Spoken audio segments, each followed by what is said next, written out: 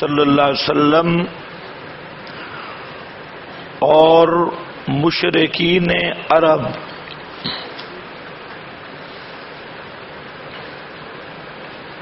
کا اصل اختلاف اور مابہ النزاع کی تنقیح اور توضیح ہے۔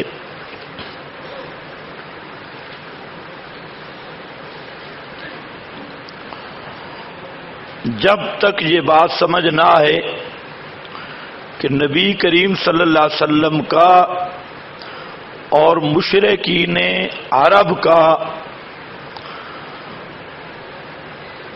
اصل جھگڑا اور نزاع کس بات میں تھا،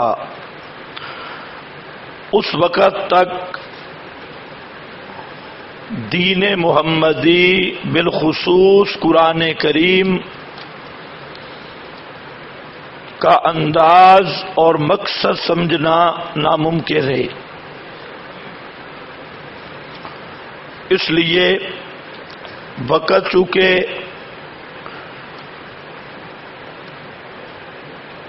اہل نفاق المدارس کے امتحان کی وجہ سے لیٹ ہوا اور اپنے مدرسہ میں اپنے طلباء کو مسئلہ الہ میں نے رجب میں پڑھا بھی دیا، تو اس لیے تفاصیل سے ہٹ کر چند امور سمجھانے کی کوشش کروں گا جو اہم ترین ہیں۔ اگر مفصل مسئلہ چلے تو کم از کم 15 دن لگ جائیں گے، لیکن وہ 15 دن سے بچاتے ہوئے انشاءاللہ چند روز میں اس مسئلہ کو جو بنیاد ہے وہ سمجھ آ جائے، باقی 7 دوسرے مسائل پھر شروع ہو جائیں گے۔ سب سے پہلا فائدہ، آپ نے یہ جو کاغذات لکھے ہیں یہ بھی بے شک دیکھیں، لیکن اگر اس پر خود اپنے نمبر لگا لیں تو پھر مسئلہ سمجھنا آسان ہوگا۔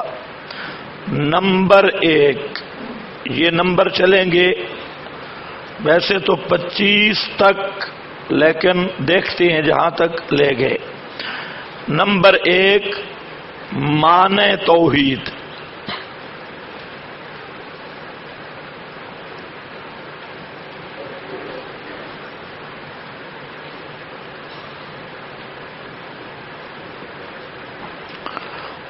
توحید کا لفظ وحد یوحد توحیدن باب تفعیل کا مصدر ہے،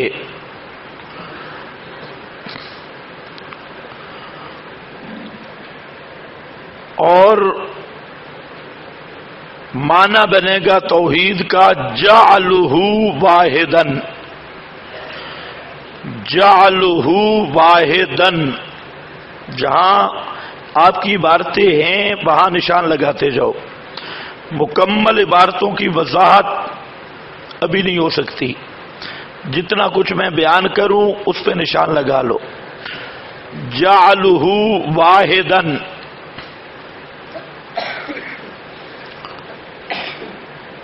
جعلہ واحدن کا معنی بنتا ہے ایک بنانا، ایک بنانا، لیکن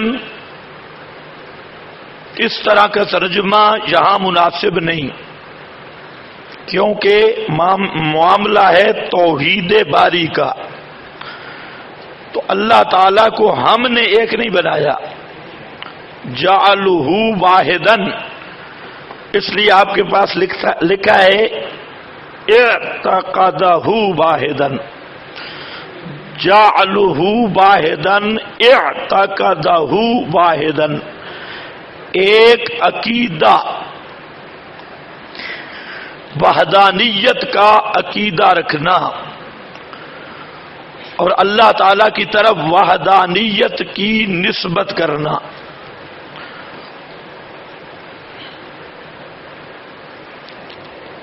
وحدانیت کی نسبت کرنا.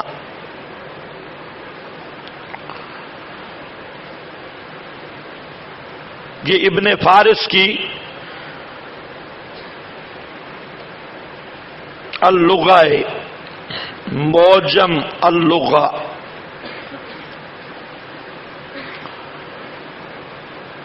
اعتقاد الشیء واحداً، کسی چیز کے ایک ہونے کا عقیدہ اور نظریہ رکھنا. یہ اسی لیے تعبیل کی گئی ہے کہ جعلہ واحداً کا معنی ہوتا ہے ایک بنانا، لیکن جناب باری میں یہ ترجمہ صحیح نہیں. یہ ترجمہ تب صحیح ہوتا کہ ہم نے اللہ کو ایک بنایا ہوتا. اللہ خود بخود ایک ہے تو اب مانا ہوگا کہ اللہ کو ایک سمجھنا، اللہ کی وحدانیت کا عقیدہ رکھنا، وحدت کی نسبت اللہ تعالی کی طرف کرنا. یہ ہے لغوی معنی.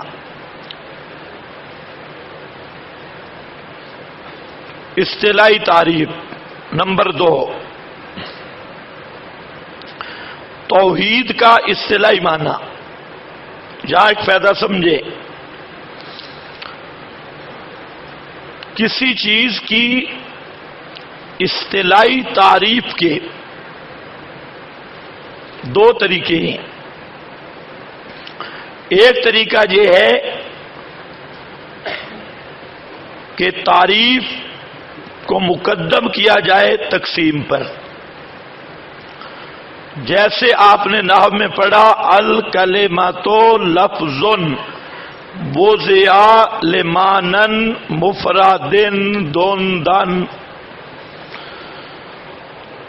یہ پڑھا الکلمۃ لفظ، پہلے تعریف کی اور اس کے بعد تقسیم.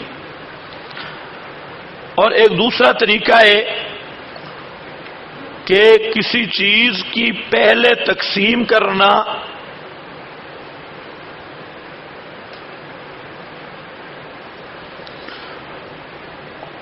اور بعد میں تعریف کرنا.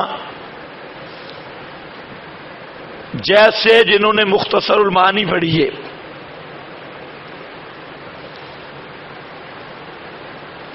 تو اس میں فصاحت اور بلاغت کی پہلے تقسیم ہے اور پھر ہر فرد کی تعریف ہے. فصاحت کی کتنی قسمیں ہیں، بلاغت کی کتنی قسمیں ہیں، فصاحت مفرد.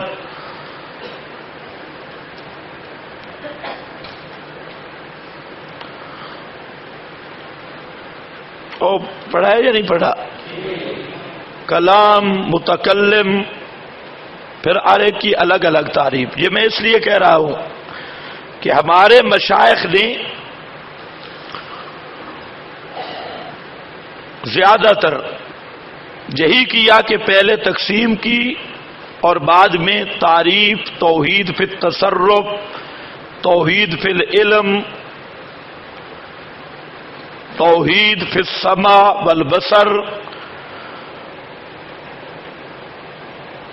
اس پر اہل بدعت نے اعتراض کیا.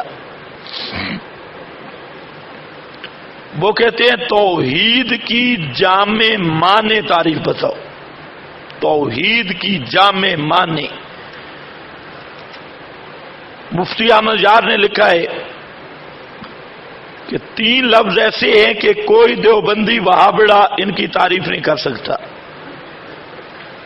وہابڑا وہ بولتا ہے اہل حدیث کو، دیوبندی وہابڑا اس کی تعریف نہیں کر سکتا. ایک لفظ بدعت کا، ایک لفظ شرک کا، اور ایک لفظ توحید کا. یہ شرک بدعت توحید کہتے ہیں، یہ اس پر شور کرتے ہیں لیکن ان کو تعریف کر ہی نہیں سکتے. تو ہم کہتے ہیں مفتی صاحب کا کوئی حواری ان تین چیزوں کی کرے تعریف، توحید کی، شرک کی، اور اس تعریف میں مکہ کا مشرک تو مشرک ثابت ہو اور بریلوی مباحث ثابت ہوں لائیں. آپ نے میری بات سمجھی؟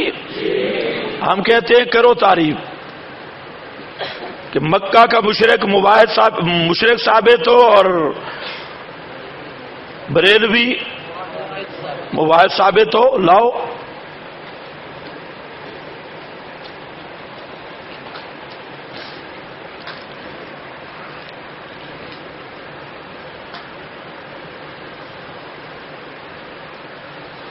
بدعت کی ایسی تعریف لاؤ جس میں شیعہ کی بدعت تو بدعات ثابت ہوں اور بریلویوں کی بدعت وہ معمولات اہل سنت ثابت ہوں. بریلویوں نے بدعت کا نام رکھا ہے معمولات اہل سنت. معمولات اہل سنت، ہر بدعت کو کہتے ہیں معمولات اہل سنت.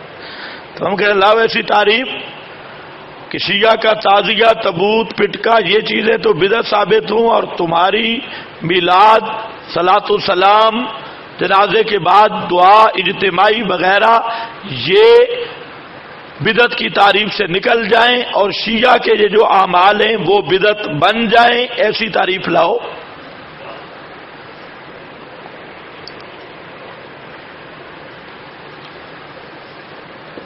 اچھا،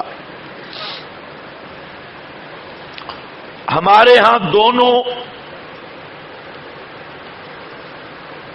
مٹیریل موجود ہیں، اس لحاظ سے ہم خود کفیل ہیں. توحید کی تعریف پہلے کرنی ہے، ہم حاضر ہیں. توحید کی تقسیم پہلے کرنی ہے، ہم حاضر ہیں.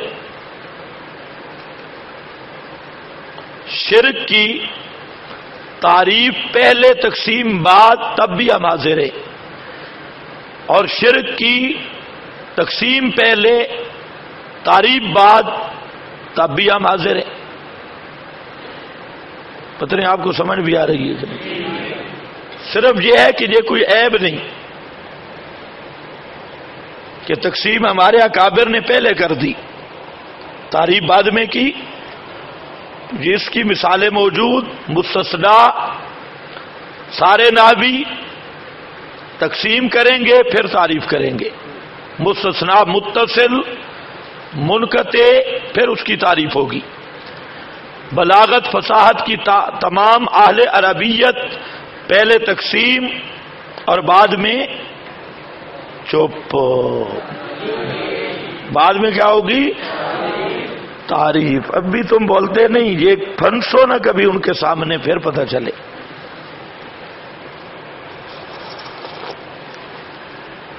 یہاں آپ کے پاس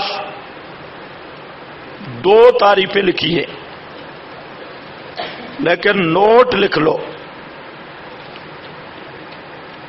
وہ جان بوجھ کے میں نے یہاں نہیں لکھی. بعض وہ چیزیں ہیں جو کوڈ میں رہنی چاہیے کیونکہ یہ ہمارے کاغذ ہر جگہ پہ پہنچتی ہے. وہ ہے شرع مقاصد.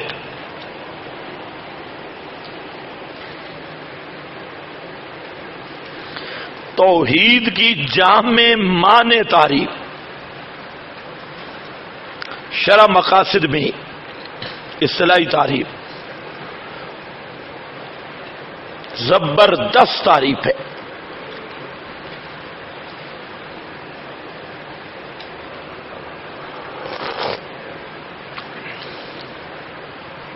نوٹ کر لو، شرع مقاصد. وہ لفظ کوڈ میں رہنے دو، بوقت ضرورت کام آتی ہیں. شرح مقاصد میں بہترین تعریف ہے، بہترین.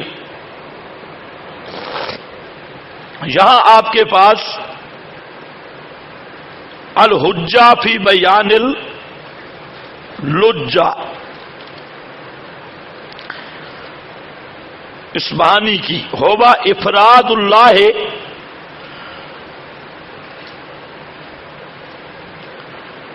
بالعبادت مع الجزم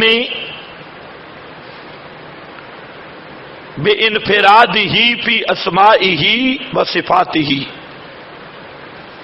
و افعالہ و فی ذاتہ. بس یہاں تک یہ پوری ہے تعریف. فلاح جو ہے فلاح اسی کی توضیح ہے.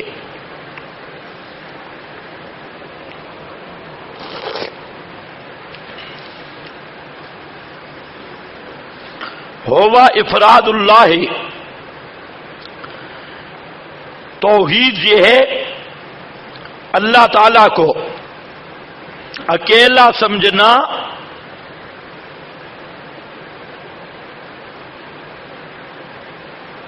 عبادت میں، ساتھ عبادت کے یعنی عبادت میں مع الجزم میں ساتھ عقیدہ کے. جازم اعتقاد ہے، مع الجزم میں ساتھ عقیدہ کے کہ وہ اپنے اسماء، صفات، افعال اور ذات میں منفرد ہے. اپنے اسماء، صفات، افعال، ذات میں منفرد ہے. یہ جامع تعریف ہے، کوئی فرد نہیں چھوڑا. اپنے اسماء، افعال، صفات اور ذات میں اکیلا ہے.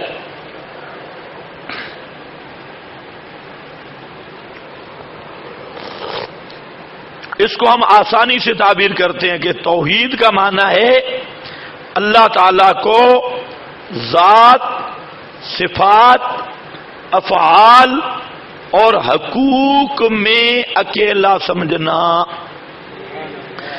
ذات، صفات، یار بولتے ہو مہربانی کر کے، ذات، صفات،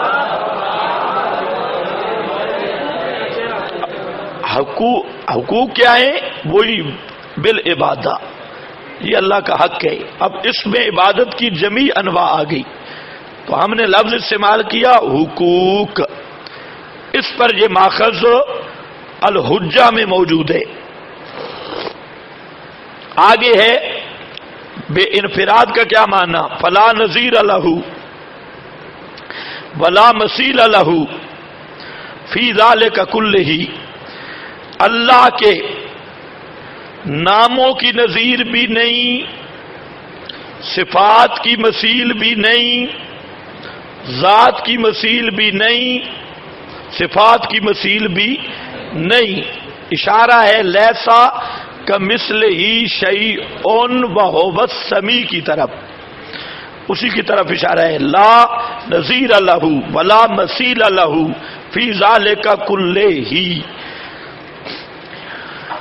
یہ جو تعریف ہے توحید کی، یہ تعریف پہلے ہو گئی اور اندر اشارہ ہو گیا توحید کی تقسیم کی طرف بھی. توحید فی الاسماء والصفات، توحید فی العبادت، توحید فی الافعال، توحید فی الذات. یہ تو تعریف کے اندر یہ چیزیں آ گئیں. بس آگے دوسرا ہے طریق الہدایہ.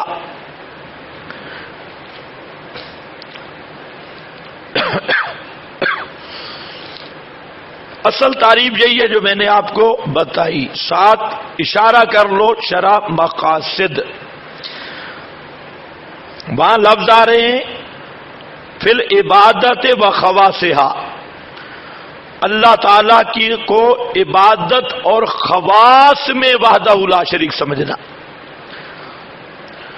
فی العبادت با خواصہا، یہ بالکل جامع تعریف ہے، مختصر سی، کہ اللہ تعالیٰ کو عبادت اور خواص میں، جو اللہ تعالیٰ کے خواص ہیں، ان میں اللہ تعالیٰ کو وحدہ لا شریک سمجھنا.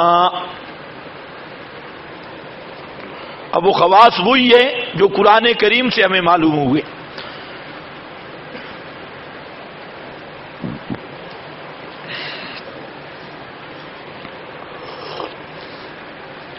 جہاں پر آیا ہوگا اعتقاد تفردہ فی ربوبیتہ و الوہیتہ و اسمائہ و صفاتہ،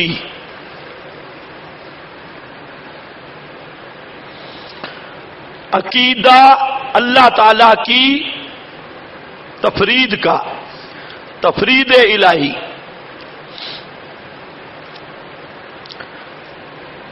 اس کی ربوبیت میں یعنی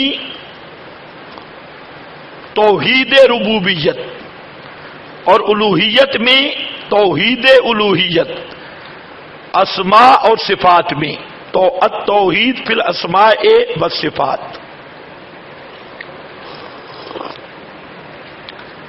اچھا اب ذرا سمجھ رہے، عموماً علماء عرب ابن العز الحنفی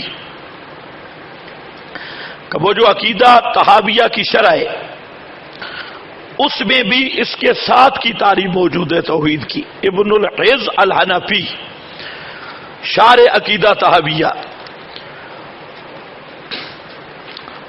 مسئلہ عبارات تو مختلف ہیں، تعبیرات، لیکن بنیاد ایک ہی ہے. سب کا تعبیرات مختلف ہیں اور بنیادی نقطہ ایک ہی ہے کہ اللہ تعالیٰ کو ذات، صفات، حقوق میں وحدہ لا شریک سمجھنا.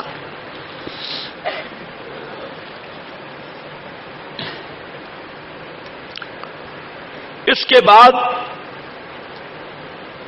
عام علماء عرب وہ توحید کی 3 قسمیں تقسیم جب کرتے ہیں، 3 قسمیں بناتی ہے. توحید فی العبادہ، توحید فی الربوبیہ، دوسرا توحید فی العبادہ یعنی الوہیہ، اور تیسرا توحید فی الاسماء والصفات. یہ محمد بن عبد الوہاب النجدی رحمہ اللہ اور حنبلی علماء، یا میں نے آپ کو ابن العز کا حوالہ دیا، یہ حنفی ہے، اس نے بھی یہی تقسیم کی ہے. اور ایک تعبیر ہے ہمارے حضرات کی، ہمارے حضرات کی جو تعبیر ہے وہ ہے، اس کی ماخذ ہے حضرت شاہ ولی اللہ رحمہ اللہ.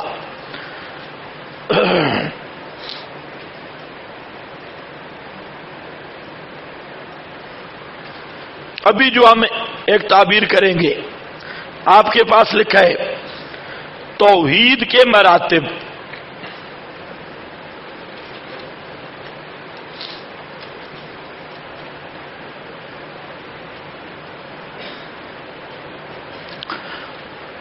توحید کے 4 مراتب ہیں، اور شاہ ولی اللہ رحمہ اللہ کا حوالہ اس لیے دیا کہ حضرت شاہ ولی اللہ رحمہ اللہ بڑے صغیر کے جتنے مسالے کے سب کے منتہل اسانید ہیں، منتہل اسانید. دیوبندی، بریلی، اہل حدیث سب کی سندوں کا منتہا ہے برے صغیر میں. اور تینوں طبقے حضرت شاہ ولی اللہ رحمہ اللہ کا احترام کرتی ہے. بریلویوں کا پیر مہر علی شاہ حضرت شاہ ولی اللہ کو حکیم الامت تحریر کرتی ہے، حکیم الامت. اسی طرح احمد یار، اسی طرح دیگر جتنے بریلوی ہیں. احمد رضا خان نے فتاوی میں لکھا کہ شاہ ولی اللہ میرا دادا استاذ ہے، اور پھر ترحم کی دعا کی.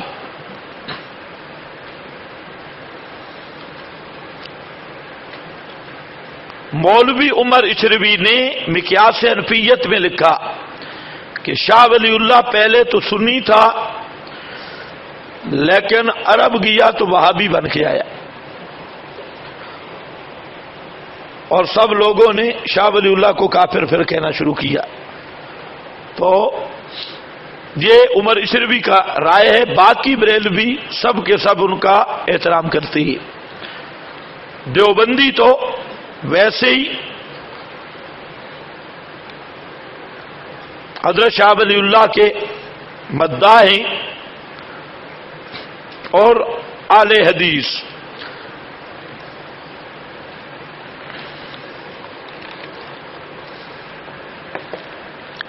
شاہ سے فرماتی وَعْلَمْ أَنَّ التَّوْحِيدَ،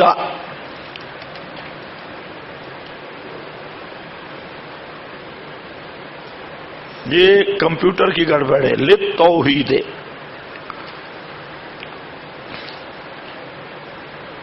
اربع مراتبہ،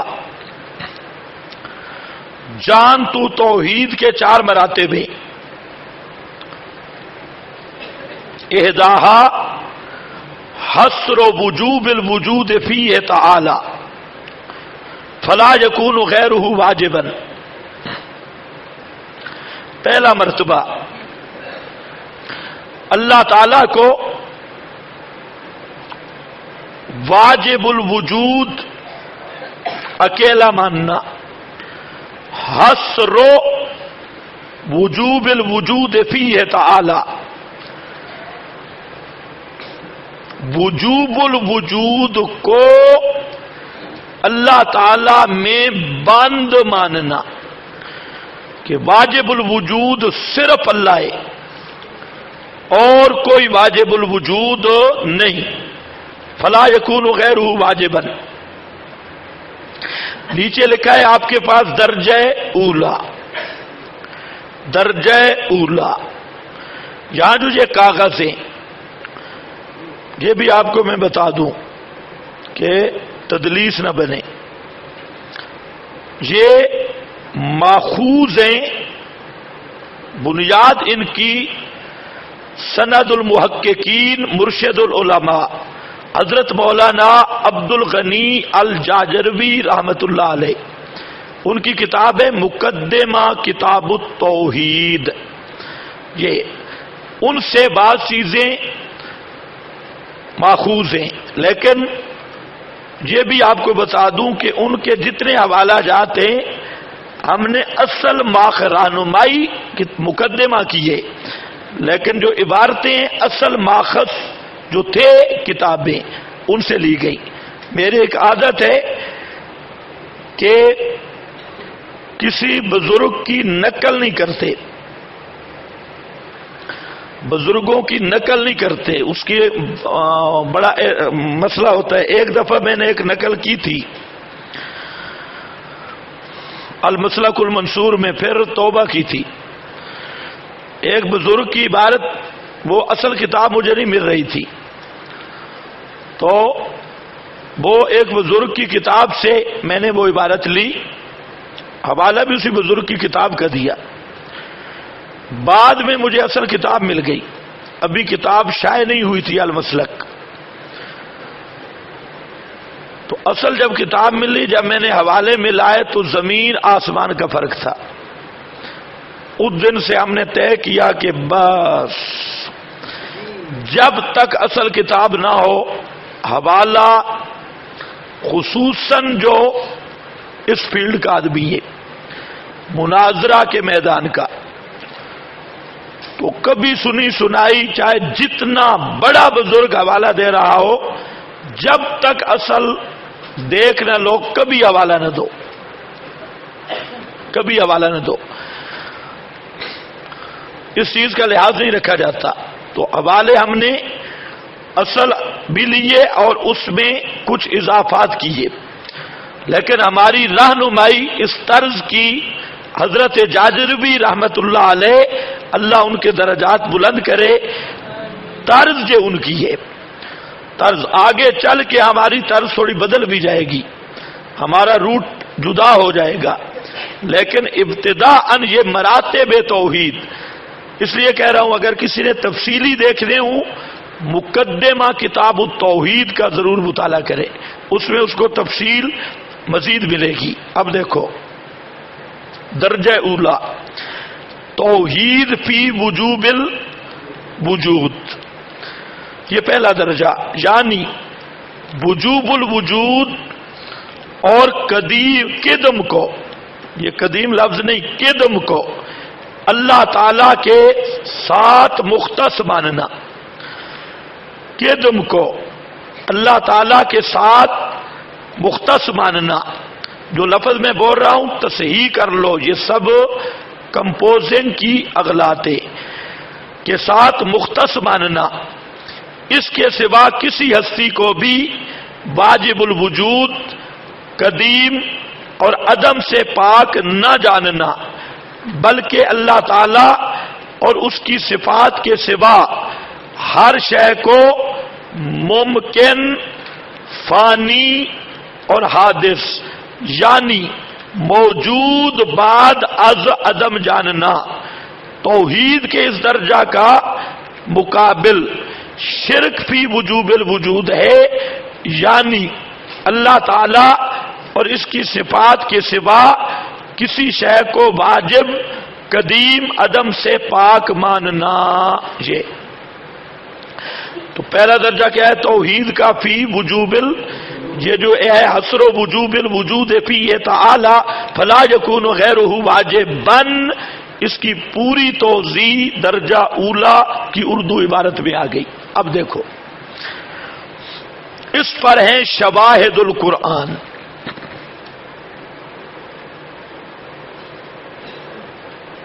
یہ اس لیے کہہ رہا ہوں، ذرا توجہ کرو، اس باب میں ہم حضرت شاہ ولی اللہ کی تقلید نہیں کر رہے،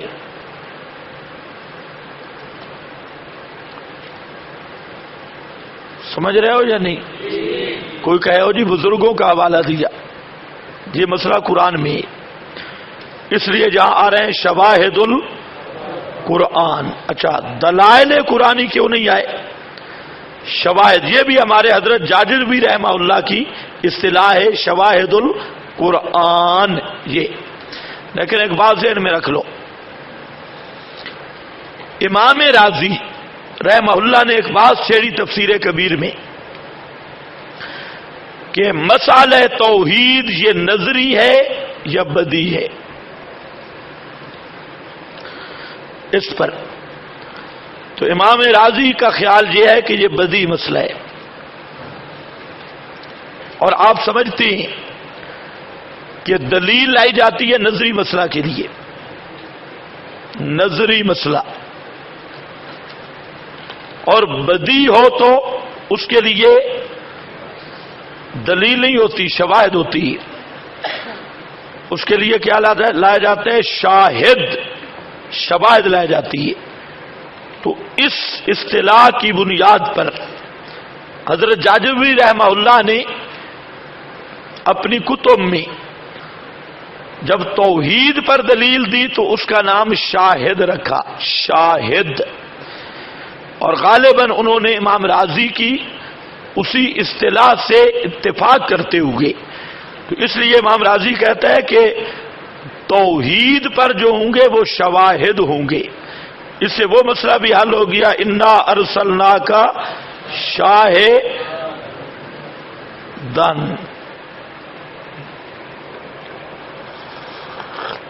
اچھا شواہد القرآن، شاہد نمبر 1 کل شیء ہالک الا وجہہ، سورۃ القصص آیت نمبر 88۔ کل شیء ہالک الا وجہہ، تو وجوب الوجود کا معنی کہ وہ ذات جو ابتدا سے بھی پاک، انتہا سے بھی پاک، ابتدا انتہا کے دونوں نقطوں سے پاک، اور جتنی مخلوق ہے اس کی ابتدا بھی ہے، اس کی انتہا بھی ہے۔ اور واجب الوجود ابتدا کا بھی خالق، انتہا کا بھی خالق، وہ دونوں نقطوں سے براء البراء۔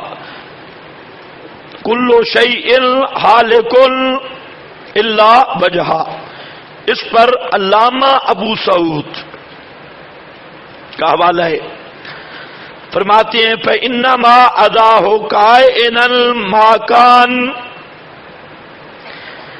عبارت ذرا سمجھو، فإنما أداه کائنا ما کان، بے شک اللہ کے سوا کائنا ما کان، جو چیز بھی ہے پورے جہان میں، کائنا ما کان تعمیم ہے، کوئی چیز بھی ہے، سب کی سب ممکن فی حد ذاتہ، سب کی سب ممکن ہے اپنی ذات کے اعتبار سے، عارضۃ للہلاک والعدم، عارضۃ للہلاک والعدم، ساری مخلوق، انبیاء، اولیاء، حیوانات، جمادات، ساری کی ساری کائنات یہ ہلاکت کے ہلاک ہونے والی ہے اور معدوم ہونے والی ہے۔ یہ سارا جہان نہیں تھا، اللہ نے پیدا کیا، ایک ایک ذرہ جہان کا اللہ نے بنایا، پھر ایک وقت آئے گا یہ سب معدوم ہونے والے ہیں، سب پہ ہلاکت طاری ہونے والی ہے۔ از ابو سعود، تفسیر ابو سعود، یہ حنفی عالم ہے، بہترین بات کی ہے۔ اسی طرح قاضی ثناء اللہ پانی پتی فرماتی ہیں فإنما أداه ممکن حالک معدوم فی حد ذاتہ، سن رہے ہو؟ فإنما أداه، بے شک اللہ تعالی کے سوا جو چیز بھی ہے وہ ممکن، ممکن کا کیا معنی؟ جس کی پہلے نہیں تھی پھر ہو گئی پھر نہیں ہوگی، ممکن، ممکن واجب کے مقابلے میں ہے، ممکن الوجود ہے لذاتہ، وکل ما کان ممکن، ممکن الوجود ہے کان قابلا للعدم، اور جو چیز بھی ممکن الوجود ہے وہ قبول کرنے والی ہے عدم کو، فکان قابل للہلاک، تو ہوگی وہ قبول کرنے والی ہلاکت کو، فأطلق علیہ اسم الہلاک نظرا الی ھذا الوجہ، واہ راضی واہ، اللہ تجھ پہ راضی ہو۔ زبردست عبارت امام راضی کی، فرماتے ہیں فإن کل ما أداه، اللہ تعالیٰ کے سوا جتنا جہان اور جہان کی جتنی چیزیں ہیں سب کی سب ممکن الوجود ہے، سب کیا ہیں؟ ممکن الوجود لذاتہ، ایک وَكُلُّ مَا كَانَ مُمْكِنَ الْوُجُودِ كَانَ قَابِلًا لِلْعَدَمِ، ہر وہ چیز جو ممکن الوجود ہو وہ عدم کو قبول کرتی ہے، فَكَانَ، تو ہر چیز ہلاکت کو قبول کرے گی۔ اس لیے اللہ نے فرمایا کلو شیء ہالک الا وجہہ، یہ تفسیر کبیر کی عبارت ہے۔ اور فرمایا فانما اداہ ممکن ہالک فی حد ذاتہ معدوم۔ علامہ بیضاوی بھی یہی کہتے ہیں کہ اللہ تعالیٰ کے سوا ہر چیز ممکن ہالک ہے، اپنی ذات کے اعتبار سے معدوم ہونے والی ہے۔ اور فرمایا یہ روح المعانی علامہ علوسی فرماتے ہیں کل موجود فی وقت من الاوقات سیہلک بعد وجودہ۔ حالک کا معنی یہ ہے کل موجود فی وقت من الاوقات، ہر موجود چیز کسی نہ کسی وقت یہ ہلاک ہونے والی ہے وجود کے بعد سوا ذات باری تعالیٰ کے۔ روح المعانی تو یہ پہلا شاہد القرآن تھا، قرآن کریم کی شہادت، اور دوسرے کو ہم تعبیر کرتے ہیں فہم سلف کے ساتھ۔ فہم سلف، یہ جو حوالے ہیں ان کو کیا کہا جاتا ہے؟ فہم سلف۔ سلف میں نے کہہ دیا لیکن سلف بولا کرو لام کے فتح کے ساتھ۔ سلف کا معنی بڑا غلط بنتا ہے، سلف ٹھیک ہے۔ ہاں بھائی، جیسے خلف اور خلف، اسی طرح سلف اور سلف۔ اہل حدیث اپنے آپ کو کہتے ہیں سلفی، میں بالکل ٹھیک ہے، سلفی ہو۔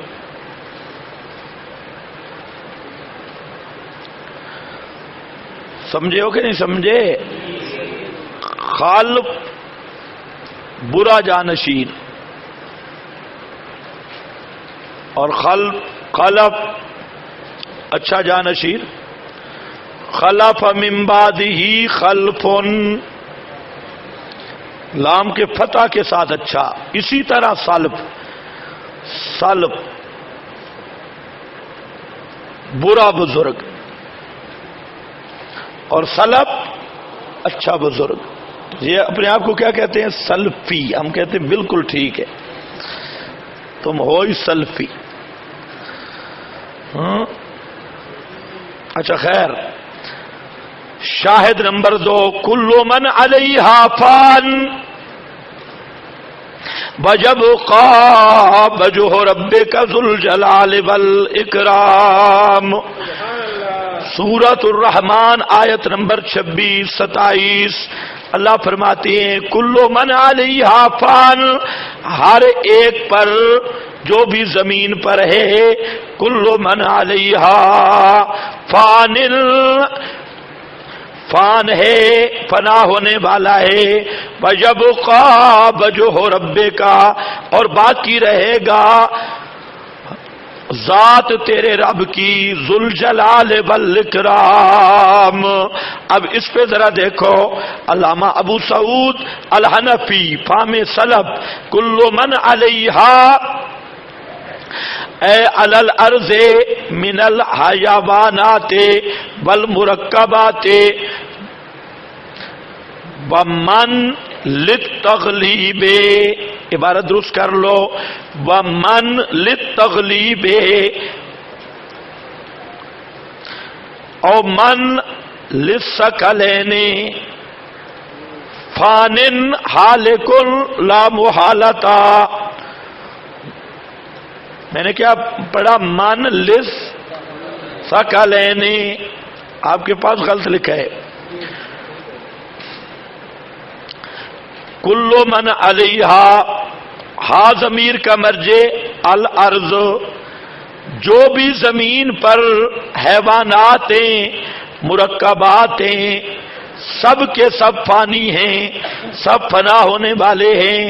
آگے فرماتے ہیں کہ جہاں پر جو من آیا یہ تغلیباً آیا، تغلیب کے لیے، یعنی ذویل عقول کو غیر ذویل عقول پہ غلبہ دیا گیا، ورنہ جہاں مراد عام ہے ذی عاقل ہو یا غیر ذی عاقل ہو، یا دوسری تفسیر یہ ہے، دوسرا احتمال ہے کہ من جن و انس کے لیے ہو، ثقلین کے لیے، فان کا معنی ہالک لا محالتا، سب کے سب ہلاک ہونے والے ہیں، ختم ہونے والے ہیں۔ اور علامہ بیضاوی فرماتی ہیں من علی الارض، اسی طرح عبارت ہے آگے پھر من للتغلیب او من للثقلین، اسی طرح ہے۔ امام راضی فرماتے ہیں فامر الدنیا بین شیئین، سبحان اللہ، امر الدنیا بین شیئین، دنیا کا معاملہ، ساری کائنات کا معاملہ دو چیزوں کے درمیان ہے، حدوث و عدم۔ عدم پہلے نہیں تھا، ہو گیا، پھر ختم ہونے والا ہے، حدوث و عدم۔ اما البقاء فلا بقاء لہ، بقا کو بقا نہیں ہے اور کسی چیز کا باقی رہنا نہیں ہے، لأن البقاء استمرار الی آخرہ، اور فرماتے ہیں بل اشارہ تو بالفناء الی جمیع الموجودات علی الارض، اشارہ جو فنا کا ہے، فان کا، یہ تمام موجودات جو زمین پر ہیں، من حیوان وغیرہ، حیوان ہو یا غیر حیوان ہو، فغلبا عبارت من یاکل، تو غلبہ دیا گیا ذویل العقول کو، فلذالک من، اسی لیے من کو لایا گیا۔ یہ تفسیر ہے المحرر الوجیز، علامہ ابن عطیہ، یہ بڑا محقق عالم ہے، محقق مفسر، اس کی عبارت ہے۔ تو یہ دوسرا شاہد اس کا بھی حاصل یہی نکلا کہ کوئی ذرہ کائنات کا واجب الوجود نہیں، سب ممکن الوجود ہیں، پہلے نہیں تھے، اللہ نے ان کو پیدا کیا، پھر سارے کے سارے ختم ہو جائیں گے، تو واجب الوجود کون ہے؟ اللہ یا صرف اللہ؟ صرف اللہ۔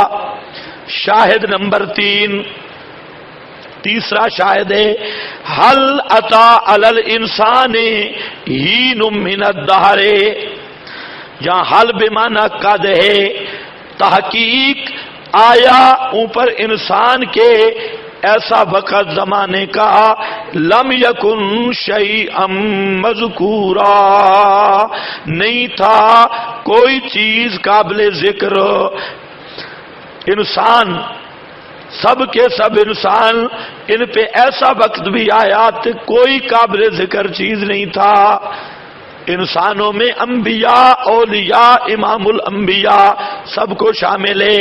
حل عطا علی الانسان حین من الدہر لم یکن شیئا مذکورا۔ علامہ ابن عطیہ فرماتے ہیں اے لم یکن موجودا، شیئا مذکورہ سے کیا مراد لے؟ لم یکن موجودن، نہیں تھا موجود، اور الانسان اسم و جنسن، سب انسانوں کو شامل ہے۔ امام راضی فرماتی ہیں وَعْلَمْ أَنَّ الْغَرَضَ مِنْ هَذِهِ التَّنْبِيهِ عَلَىٰ أَنَّ الْإِنسَانَ مُحْدَثٌ، اس آیت کا معنی یہ ہے، اس تنبیہ، یہ تنبیہ یہ بتلانا ہے کہ ان الانسان محدث، انسان محدث ہے، پہلے نہیں تھا، ہو گیا، نہیں رہے گا، محدث الکبیر۔ اور علامہ العز بن عبد السلام اس کہتا ہے عام فی کل انسان، یہ ہر انسان کو عام ہے، انبیاء ہوں، غیر انبیاء ہوں، اولیاء ہوں، سب کا یہی حال ہے۔ اور علامہ قرطبی فرماتی ہیں حل عطا علی الانسان حین اُنِیَ بِهِ الْجِنْسُ مِنْ ذُرِّیَّةِ آدم، اُنِیَ، اچھا یہ تبلیغی ٹوپی والا سو رہا ہے، بندہ تو بڑا شریف ہے۔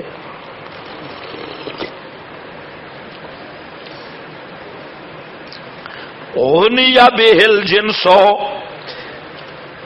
شاوت جاگ کر بیٹھو، آپ نے قوم کو جگانا ہے، آپ خود سو گئے تو قوم کیسے جاگے گی؟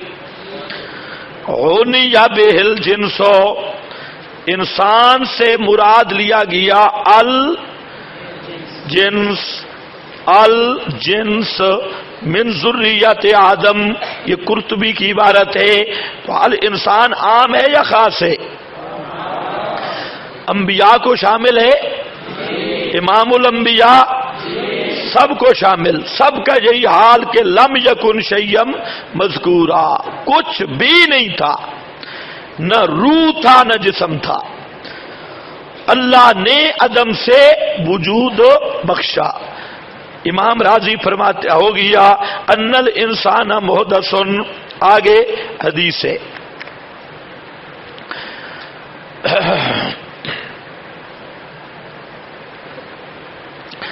وہ نیچے جہاں سے میں پڑھوں وہاں نشان لگانا ہے۔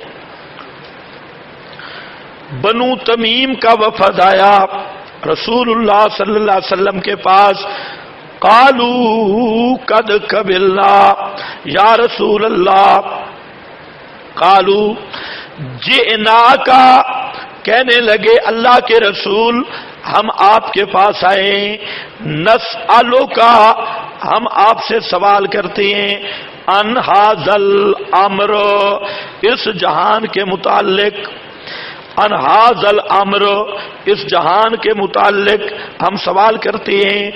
قال، آپ نے فرمایا، کان اللہ، اللہ تھا، ولم یکن شیء غیرہ، اور اللہ کے سوا کوئی چیز بھی نہیں تھی۔ لم یکن شیء، اللہ کے سوا کوئی چیز نہیں تھی۔ کان اللہ، اللہ تھا، وَلَمْ يَكُنْ شَيْءٌ غَيْرُهُ، اللہ کے سوا اور کوئی چیز نہیں تھی۔ وَكَانَ عَرْشُهُ عَلَى الْمَاءِ، اس کا معنی یہ ہے اوپر عرش تھا، نیچے صرف پانی تھا۔ اللہ کا یہ معنی ہے پانی کے علاوہ کچھ نہیں تھا، اوپر عرش تھا نیچے پانی تھا۔ وَكَتَبَ فِي الذِّكْرِ كُلَّ شَيْءٍ وَخَلَقَ السَّمَاوَاتِ وَالْأَرْضَ فَنَادَى مُنَادٍ ذَهَبَتْ، بس یہ یہاں تک ہمارا مقصد ہے۔ کان اللہ وَلَمْ يَكُنْ شَيْءٌ غَيْرُهُ وَكَانَ عَرْشُهُ عَلَى الْمَاءِ، آپ نے یہاں تک جب بیان کیا نا، تو وہ جو بنو تمیم کا وفد آیا تھا ان کی اونٹنی بھاگ گئی، تو وہ کہتے ہیں ذابت ناقتوں کا، اس نے پیچھے کہا کہ تو ادھر مسئلے میں لگا ہے، تیری اونٹنی تو بھاگ گئی ہے۔ تو کہتا ہے فانطلق، تو ہاں میں اونٹنی کے پیچھے چلا گیا۔ راوی کہتا ہے اونٹنی کے پیچھے گیا تو فواللہ لوددت انی کنت ترکتها، ہائے خدا کی قسم میں یہ چاہتا، اب مجھے یہ تمنا ہے کاش میں اونٹنی کو جانے دیتا اور اگلی بات سن لیتا کہ آپ نے کیا فرمایا۔ خیر ہمارا مقصد حل ہو گیا کہ کان اللہ ولم یکن شیء مادۃ عامہ، پھر شیء پر تنکیر کیے، پھر شیء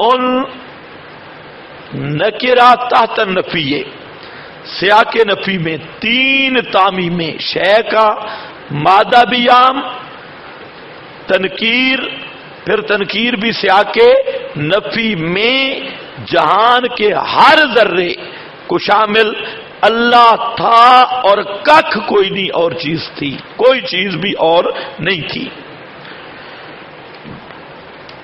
خلاصہ ای کے نیچے لکھا ہے، خلاصہ دیکھ لو، یہ آیات اور حدیث پاک صریح ہے اس مضمون میں کہ اللہ تعالیٰ کے سوا ہر شے نیز اور نابود تھی، اللہ تعالیٰ نے بعد میں ان کو پیدا فرمایا۔ حاصل یہ کہ ہر سو اللہ، ہر ما سو اللہ، ہر ما سے اللہ حتیٰ کہ انبیاء ملائکہ تک سب کے سب حالق اور فانی ممکن اور حادث ہیں، کوئی چیز بھی ان سے قدیم اور عدم و فنا سے محفوظ نہیں۔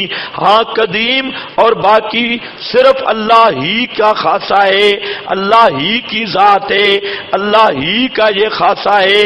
بس یہ پہلا درجہ توحید کا ختم، سمجھے ہو کچھ؟ دوسرا درجہ توحید کا،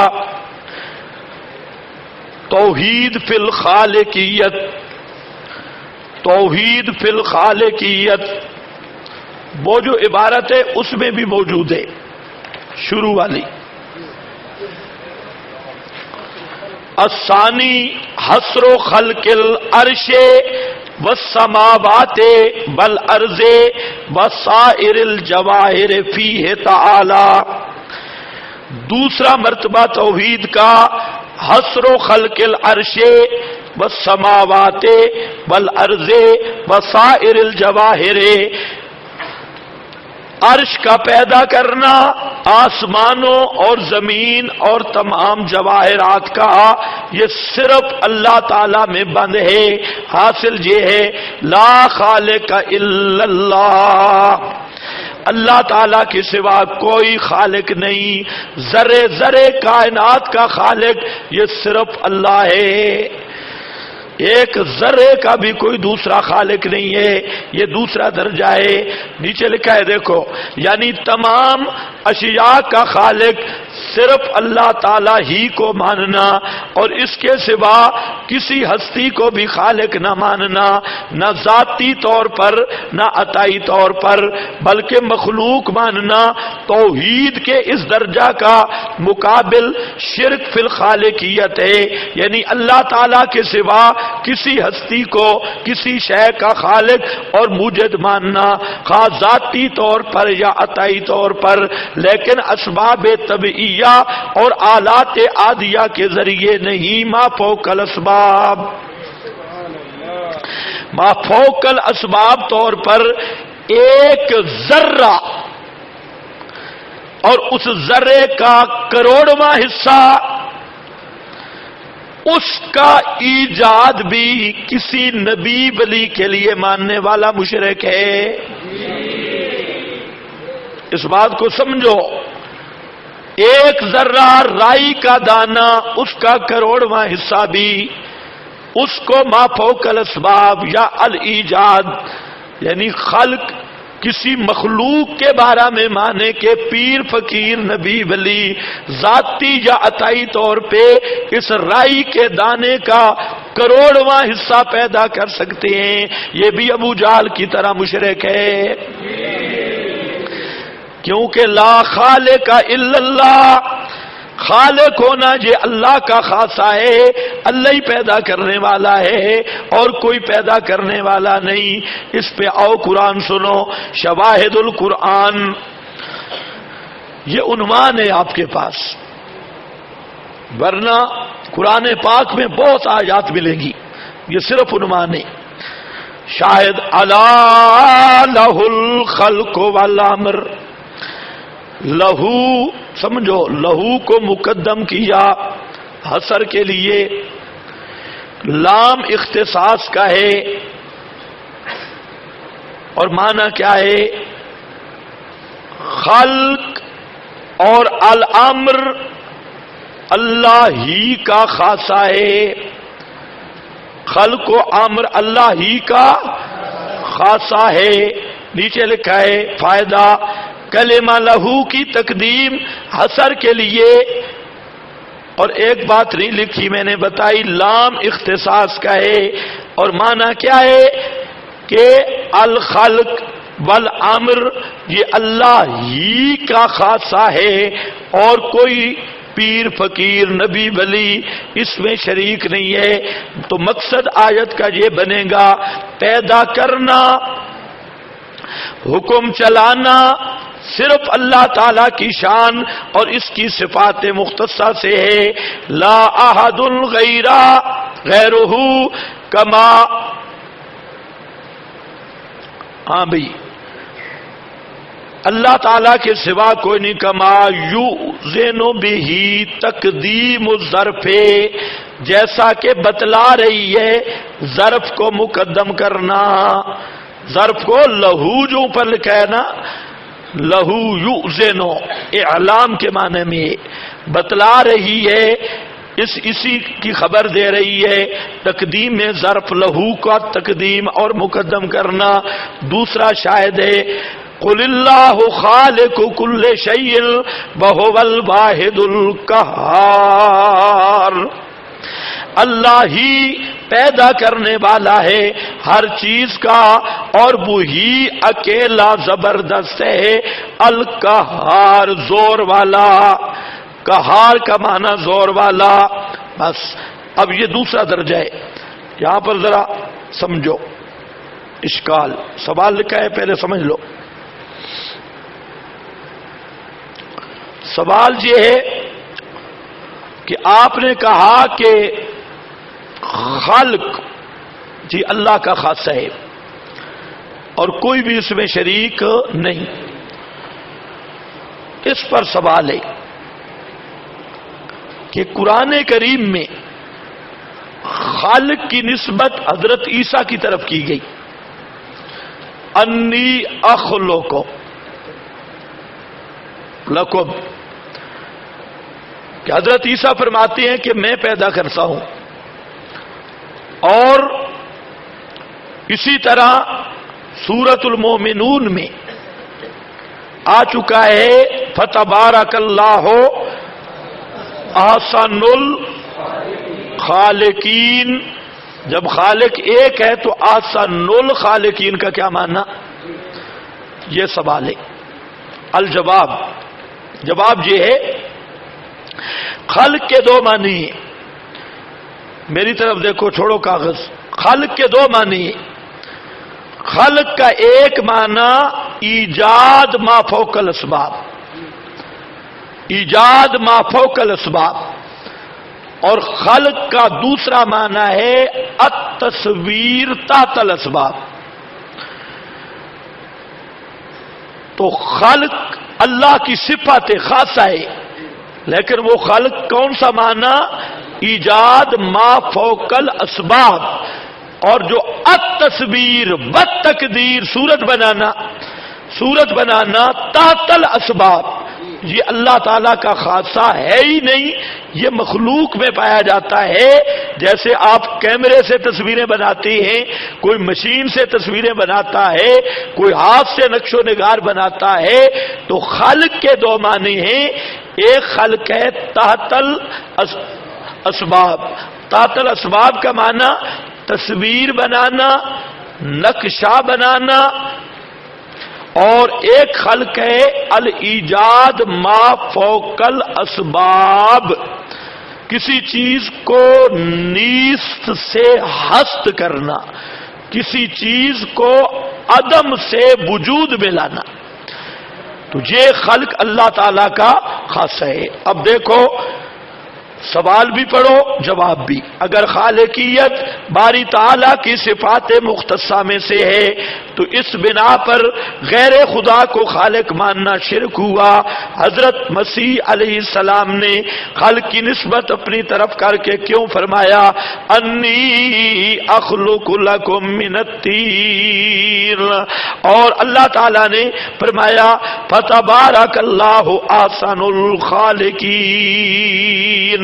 ایک نیز معتزلہ جو بندے کو اپنے اعمال کا خالق مانتے ہیں، اس لحاظ سے وہ مشرک فی الخالقیت ہوئے، کیونکہ صفات مختصہ باری تعالیٰ کو کسی غیر اللہ میں ثابت ماننا ذاتی طور پر یا عطائی طور پر شرک ہے. حالانکہ جمہور اہل سنت نے ان کو کافر نہیں کہا. سوال سمجھے یا نہیں سمجھے؟ دو شکیں آ گئیں. اب الجواب. اب اندر دیکھو، میں سمجھا چکا ہوں. خالق کے دو معنی آتے ہیں. اول خلق بے معنی ایجاد، جس کو خلق ما فوق الاسباب سے تعبیر کیا جاتا ہے، یعنی شے کو عدم سے وجود میں لانا اور نیز سے اس میں حقیقت اور ہستی پیدا کرنا، لیکن اسباب مربجہ اور آلات عادیہ مخلوق کے ذریعہ نہیں بلکہ غیبی قوت ما فوق الاسباب سے، اور یہی خلق کا حقیقی معنی ہے جس کا ترجمہ ہے پیدا کرنا، اور خلق کا یہ درجہ اللہ تعالی ہی کے ساتھ خاص ہے، اس مخلوق پر اس کا اطلاق شرک ہے۔ دوم خلق بے معنی تقدیر و تصویر، یعنی کسی شے کا اپنے اندازے کے ساتھ نقشہ تیار کرنا اور اس کی شکل بنانا، لیکن کسی غیبی قوت سے نہیں بلکہ اسباب عادیہ کے ذریعہ، جس طرح دنیا میں تمام کاریگر خدا داد عقل کے ذریعہ دنیاوی مصنوعات کے ذریعہ دنیاوی مصنوعات کو آلات دنیاویہ کے ذریعہ تیار کرتے ہیں، اور اسی کو خلق ما تحت الاسباب سے تعبیر کرتے ہیں، جو خلق کا مجازی معنی ہے، جس کا ترجمہ بنتا ہے، جس کا ترجمہ بنانا ہے۔ یہ درجہ اللہ تعالی کے ساتھ مختص نہیں اور نہ مخلوق پر اس کا اطلاق شرک ہے۔ تو بناء علیہ قرآن اور حدیث میں جہاں بھی خلق کا اطلاق کسی غیر اللہ تعالی پر آیا ہے، اس سے خلق ما فوق الاسباب یعنی عدم سے وجود میں لانا قطعاً مراد نہیں، کیونکہ بے اجماع امت مخلوق پر خالقیت ما فوق الاسباب کا اطلاق شرک ہے، بلکہ اس سے خلق ما تحت الاسباب یعنی کسی شے کا نقشہ اور اس کی صورت بنانا مراد ہے، جو شرک نہیں ہے۔ اب ذرا دیکھو اس پر حوالے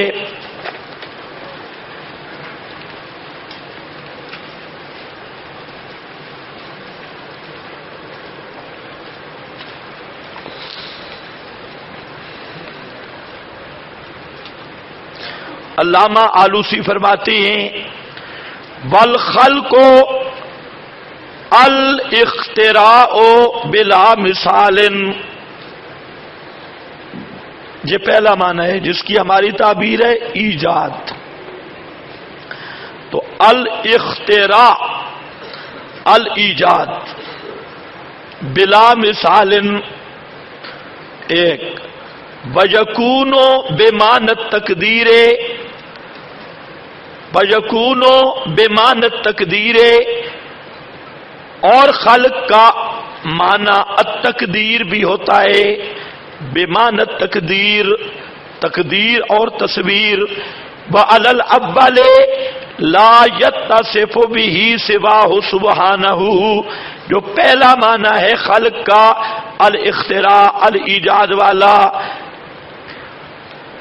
لا یتصف بہ نہیں موصوف ہوتا اس کے ساتھ اللہ سبحانہ و تعالی کے سوا کوئی بھی، وعلی الثانی، اور دوسرا معنی کیا ہے التقدیر التصویر، یہ معنی قد یتصف بہ غیرہ، اللہ تعالیٰ کے سوا بھی اس کے ساتھ موصوف ہوتے ہیں، ومنہ فتبارک اللہ احسن الخالقین واذ تخلق من الطین، روح المعانی ہے۔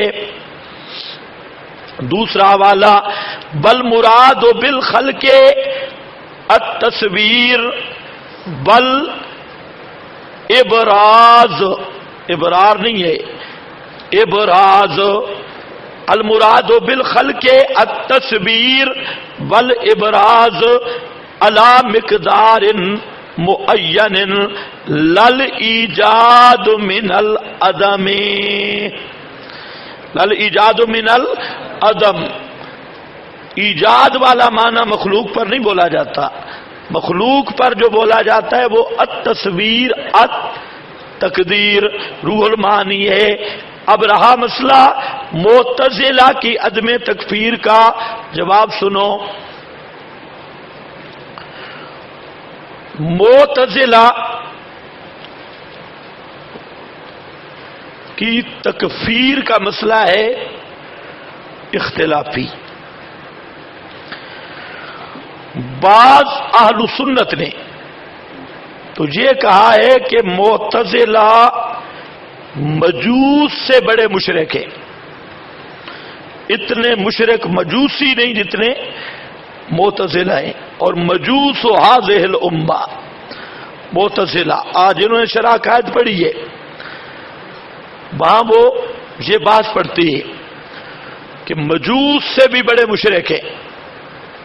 تو بعض محققین تو اس خلق کے افعال پر واضح طور پر ان کی تکفیر کرتی ہے اور انہیں مشرک قرار دیتی ہے.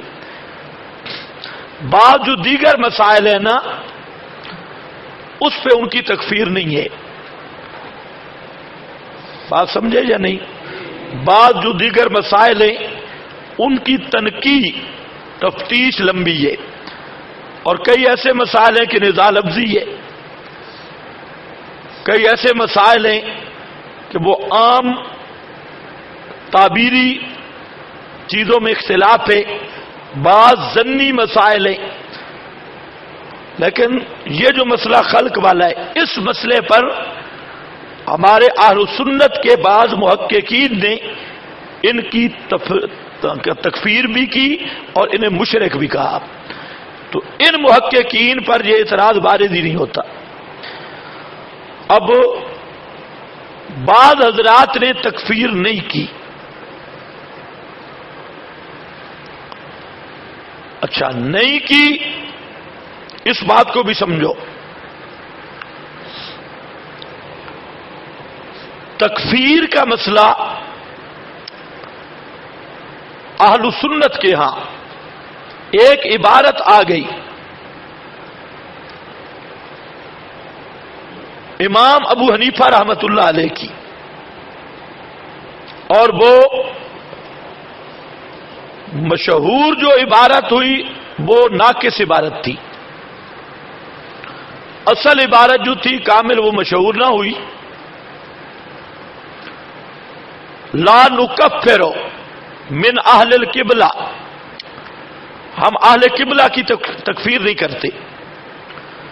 اتنی عبارت تو مشہور ہو گئی جس کی وجہ سے بہت سارے علماء مسئلہ تکفیر میں پریشان بھی رہے اور مسئلہ تکفیر کا ایک مؤمہ بھی بن گیا جس کی سزا آج بھی ہم بھگت رہے ہیں. یہ جو مفتیان کرام ہیں وہ انہی کتابوں کو فوجی کا خط سمجھ کے پڑھتے ہیں کہ بیوی نے لکھا تھا میں بیوہ ہو گئی ہوں، اور اسی پر وہ پکی. تو یہ ایک مسئلہ ہے. انشاءاللہ میرا ارادہ ہے اس سال کہ مسئلہ تکفیر کی حدود پر میں گفتگو کروں، کہ مسئلہ تکفیر کچھ ہمارے ساتھی بھی زیادتیاں کرتی ہے. بعد میں سننے میں آیا یہ بھی جہاں فتویٰ نہیں لگانا ہوتا ٹھوک دیتی ہے، تو بے احتیاطی ہوتی ہے. یا ہماری حضرت مولانا محمد طاہر رحمہ اللہ سے کسی نے پوچھا کہ آپ کے طالب علم فتوے بڑے لگاتی ہے، تو حضرت شیخ نے کہا کہ جب میں مسئلہ بیان کرتا ہوں تو یہ سوئے ہوتی ہے، اور جب میں فتویٰ لگاتا ہوں تو اس وقت یہ جاگ رہے ہوتے ہیں، تو مسئلہ بھول جاتے ہیں، فتویٰ انہیں یاد رہ جاتا ہے. تو آپ میں بھی کئی ایسے بیماریاں ہوں گی. تو یہ ایک مسئلہ رہا لا نکفرو من اہل القبلہ، اہل قبلہ کی ہم تکفیر نہیں کرتے. اسی کو آگے مولویوں نے مشہور کیا کلمہ گو. گو عمران گو، کلمہ گو. یہ کلمہ گو کی تکفیر نہیں ہے، کافر نہیں کہتے. حالانکہ علامہ انور شاہ صاحب رحمہ اللہ کی کتاب ہے اکفار الملحدین، عربی میں ہے، زبردست کتاب ہے، ڈیر زبردست. اس میں علامہ نے یہی بات کی کہ وہ نسخوں سے غلطی ہو گئی، نساخ سے. اصل عبارت تھی لا نکفر من اہل القبلۃ بذنب، ہم اہل قبلہ کی تکفیر کسی گناہ کی وجہ سے نہیں کرتے، بے ذنبن کسی عمل کی وجہ سے نہیں کرتے. تو وہ بے ذنبن کا لفظ اڑ گیا نساخ نے، تو مولویوں کے لیے سر درد بن گیا. اس پہ علامہ انور شاہ صاحب نے بڑی بات کی ہے کہ اصل عبارت پوری بے ذنبن کی تھی، اور مطلب یہ تھا کہ کسی گناہ، چوری، ڈاکہ، زنا، جھوٹ، اس طرح کے گناہوں کی وجہ سے ہم کسی مسلمان کو کافر نہیں کہیں گے، کیونکہ کفر کا تعلق تو ہے عقیدے کے ساتھ، عمل سے کوئی آدمی کافر نہیں بنتا. تو یہ اصل عبارت تھی، اور اس کو علامہ انور شاہ صاحب کو اللہ جزائے خیر اجر عظیم عطا فرمائے، بہترین انداز میں انہوں نے اس شک کو بیان کیا. اللہ تعالیٰ ان رسم المفتی والے مفتیوں کو توفیق دے کہ وہ اخفار الملحدین کا مطالعہ کر لیں. پھر فقہا نے متعین کیا کہ اہل قبلہ ہیں کون، اس پہ بات چلی. تو اہل قبلہ وہ آدمی ہے جو قرآن کریم کے کسی قطعی حکم کا منکر نہ ہو. اہل قبلہ کا یہ معنی نہیں ہے کہ کعبہ کی طرف منہ کرے، تو قادیانی بھی کر رہی ہے، وہ قادیانی سی کعبہ کی طرف منہ کرتی ہے. تو اہل قبلہ کا معنی ہے ضروریات دینیہ یا بالفاظ دیگر کسی قطعی مسئلے کا منکر نہ ہو. جو کسی قطعی مسئلے کا منکر ہے وہ کعبہ کے اندر نماز پڑھے تب بھی کافر ہے. کعبہ کی طرف چھوڑو، جو کعبہ کے اندر کھڑا ہے نا اور قطعی مسئلہ کا انکار کر کے وہ وہاں پر بھی کافر ہے. یہ مسئلہ سمجھے. اب وہ علماء میں یہ اشتباہ رہا، اس لیے بعض علماء نے معتزلہ پر کفر کا فتویٰ نہیں دیا، اور اسی قانون پر کہ لا نکفرو من اہل القبلہ. تو خیر اس کی بھی جہاں ایک وجہ ہے، مولویوں علمی ایک بات جہاں لکھی ہے اس کا فائدہ تھا، اس لیے میں نے کہا یہ بھی بات آپ کو سمجھانی چاہیے تاکہ آپ کا ذہن کھلے. اب دیکھو معتزلہ کی عدم تکفیر کا جواب یہی وجہ ہے کہ معتزلہ کو مشرک نہیں کہا گیا، کیونکہ وہ بندوں کے لیے باری تعالی والی خالقیت بے معنی ایجاد ما فوق الاسباب نہیں مانتے، بلکہ مخلوق والی خالقیت ما تحت الاسباب مانتے ہیں. یہ ان کی طرف سے تعبیل کی علماء نے، جنہوں نے تکفیر نہیں کی انہوں نے. لیکن ہمارا کام جہاں بن گیا. اب ذرا دیکھو، بل یہ کون ہے؟ علامہ تفتزانی شرح قائد. بل لا یجعلون خالقیت العبد. اس عبارت کو اگر آپ سمجھ گئے تو انشاءاللہ آدھی تو ہی سمجھ آ گئی. بل لا یجعلون خالقیت العبد، بلکہ وہ معتزلہ نہیں بناتے خالقیت عبد کی کا خالقیت اللہ، اللہ تعالی کی خالقیت کی طرح. توجہ ہے؟ معتزلہ بولو شابش، خالقیت عبد کو خالقیت اللہ کی طرح اس لیے وہ مشرک. اچھا کس طرح کی طرح نہیں مانتے؟ ہاں، لافتقار ہی الی الاسباب والآلات. لافتقار ہی سارے پڑھو، لافتقار ہی الی الاسباب والآلات التی ہی بخلق اللہ. کیا مانا؟ معتزلہ کون سی خلق مانتے ہیں؟ تحت الاسباب یا فوق الاسباب؟ کون کہہ رہا ہے؟ اچھا آپ ہیں ہمارے جج، ہم پہ ایک الزام ہے، لوگ کہتے ہیں یہ تحت الاسباب فوق الاسباب کی اصطلاح مولوی خضر اور نعمانی نے ایجاد کی ہے. یہ جو مفتی بیٹھے ہیں نا درسگاہوں میں، وہ کہتے ہیں یہ تحت الاسباب فوق الاسباب یہ ان کی اختراع ہے. اب میں آپ کو جج بناتا ہوں، آپ میرے جج ہیں، یہ میری اصطلاح ہے؟ دیکھیں ذرا، یہ میری یا حضرت نعمانی صاحب کی ایجاد ہے یا مولانا حسین علی کی؟ سوچ لو، یہ تو تمہاری جناب شرع قائد کے اندر کھڑی ہے. اللہ عقل نہ دے تو الگ مسئلہ ہے. اگر اوپر کی منزل صحیح ہو تو اپنے مکتبوں میں شرع قائد دیکھو. اب یہ جتنے بھی جہاں پر بھی آپ جائیں گے اس معاملہ میں اللہ کی مہربانی سے ہم بدنام ہیں. کہتے ہو جی ان کی اپنی اصطلاحیں تحت الاسباب فوق الاسباب، تحت الاسباب فوق الاسباب. یہ ایسے امت کو مشرک بنانے کے لیے نعمانی صاحب مولوی خضر نے مشورہ کر کے، یہ دوسروں کی بات نہیں کہہ رہا، یہ اشاعتی کہلوانے والے بعض منافقین ان کی بات آپ کو بتا رہا ہوں. دوسرے تو کہتے ہی ہے. ہمارا ایک رشتہ دار ہے، وہ ہے للوڑ. خیر، وہ میں نے ایک جنازے پہ تقریر کی، میرے چچا کا جنازہ تھا، میں نے تقریر کی. لازمی نہیں جو میں کروں آپ بھی وہ کریں. وہاں پر بڑے بڑے مشرک تھے، ایم پی ایم این اے اس طرح کے بڑے بڑے. میں نے تقریر سے پہلے یہ بات کی،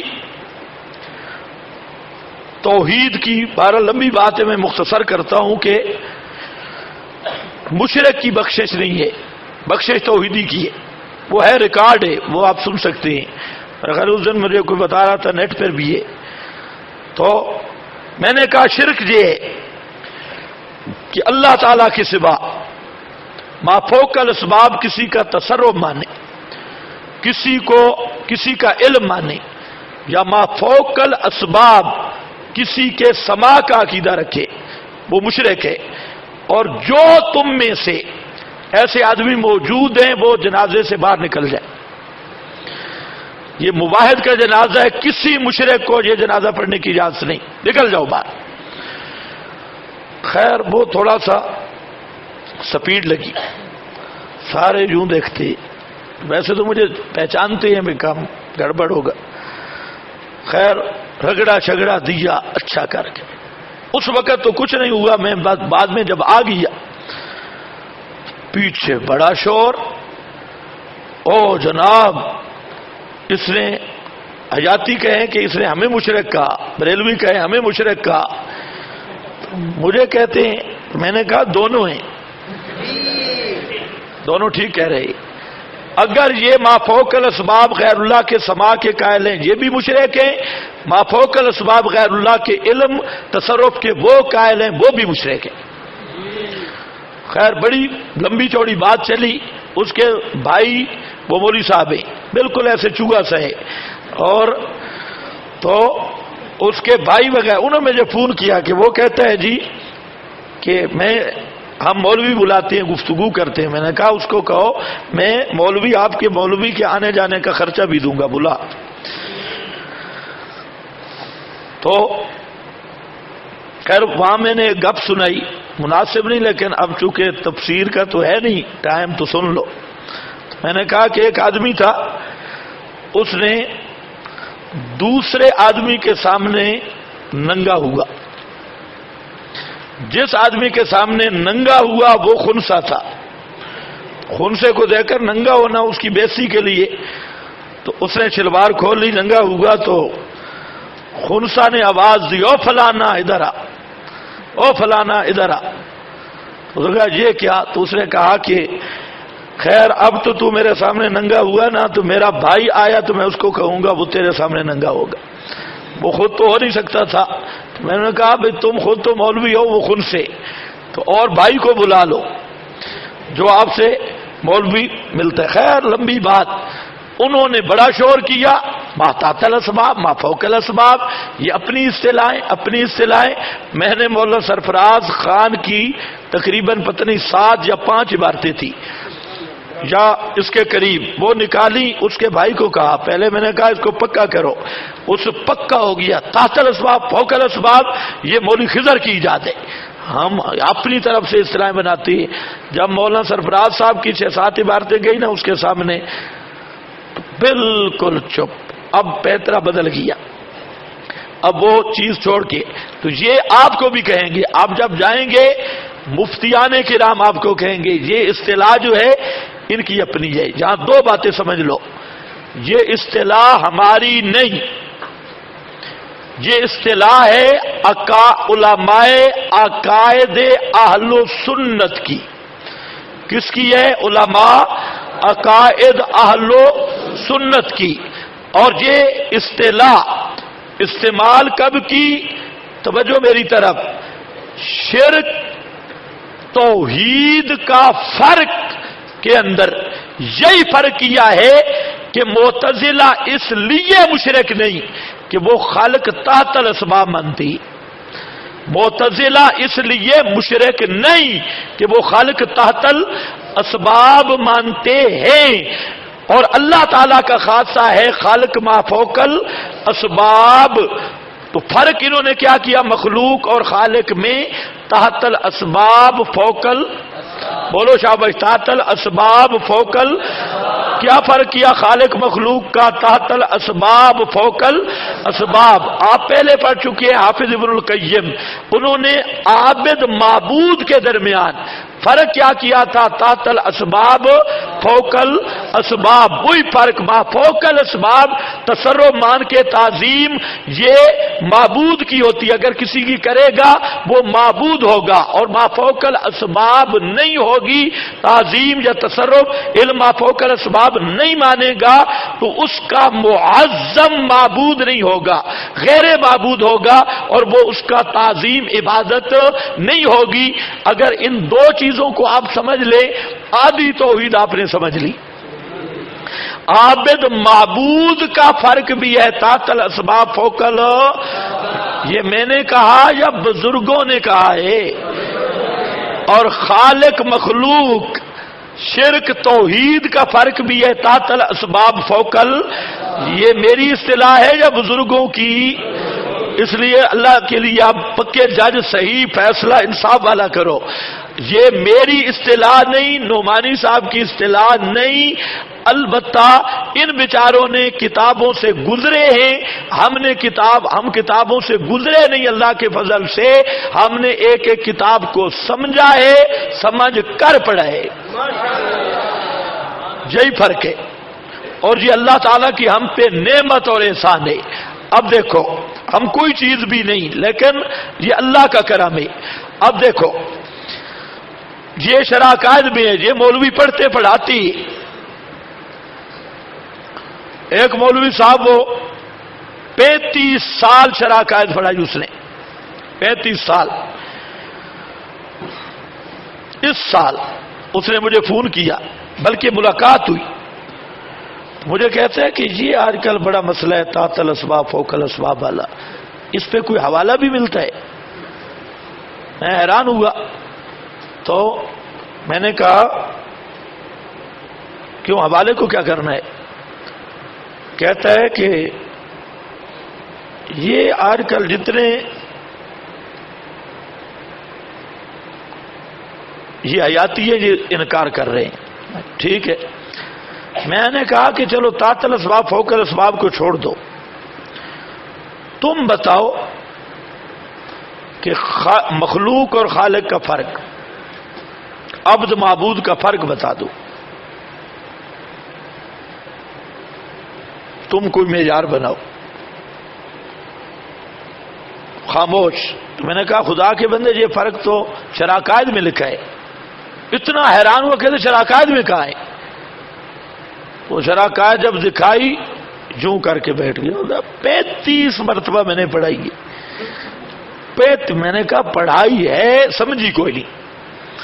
اور آج سب سے بڑی مصیبت یہ ہے، میں کیوں بار بار تکرار کرتا ہوں، حالانکہ میں خود بھی تنگ آ جاتا ہوں، بات ہوتی ہے آدمی آگے چلتا ہے، دوبارہ پانی میں مدانی لیکن مجھے یقین ہے کہ اس وقت کے ملا وہ کتابوں سے گزرتا ہے، کتابیں سمجھتا نہیں.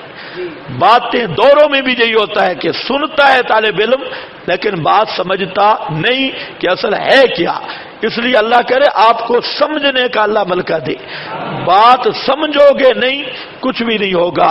35 دفعہ شرح قائد پڑھائیے اور پتہ یہ اتنے تک نہیں بھی یہ عبارت دیکھ کے کہ او ہو یہ تو بہت زبردست عبارت ہے کہ واہ. ہاں بھائی اب دیکھو بل لا یجعلون خالقیت العبد کا خالقیت اللہ تعالی لافتقارہ الی الاسباب والآلات. اسی طرح آپ کو ایک عنوان دے رہا ہوں، آپ 150 سے بھی زیادہ والا آپ کو مل جائے گا تحت الاسباب فوق الاسباب پر. شرح عقائد میں اپنا شرح عقائد میں بھی ہے، مقاصد میں بھی، اور یہ تمام کتب عقائد میں اور تمام اصول الفقہ کی کتابوں میں ایک جو بحث ہے خلق اور کسب کی. بندہ خالق افعال نہیں، کیا ہے؟ کاسب. جہاں پر یہ بات پڑھو گے تو آپ کو یہی حوالے ملیں گے. قدرت ممکنہ میسرہ، قدرت ممکنہ قدرت میسرہ. جہاں آپ کو مل جائے آپ نے وہاں اینک لگانی ہے، غور کرنا ہے، وہاں ہی تحت الاسباب فوق الاسباب انشاءاللہ سر اٹھا کے آپ کو ملے گا. لا یجعلون خالقیت العبد کا خالقیت اللہ تعالی لافتقارہ من الاسباب والآلات. وہ جو معتزلہ ہیں ہم ان کو اس لیے مشرک نہیں کہتے کہ وہ جس خالق کے قائل ہیں وہ خالق تحت الاسباب ہے نہ کہ خالق فوق الاسباب. اگر وہ خالق فوق الاسباب کے قائل ہوتے ہم انہیں مشرک کہتے. اسی طرح شرح فقہ اکبر ایک ہے، کتاب فقہ اکبر یہ متنازع کتاب ہے. ہمارا دعویٰ ہے کہ فقہ الاکبر امام صاحب کی کوئی تصنیف نہیں. الفقہ الاکبر جو کتاب رسالہ ہے اس کی میں عبارت بھی نہیں پیش کر رہا. یہ ہے شرح فقہ اکبر ملا علی قاری کی شرح کی عبارت ہے، متن کی عبارت نہیں. اب دیکھو لأنهم لم يجعلوا العبد خالقا بالاستقلال. لفظ نوٹ کرنا دوستو بزرگوں، پوری زندگی کام آئے گا. بالاستقلال کیونکہ وہ نہیں کرتے بندے کو خالق بولو شاباش استقلال. بل یقولون انہ سبحانہ خالق بالذات. بالذات پہ بھی نشانی لگا لو، استقلال پہ بھی نشانی لگا لو.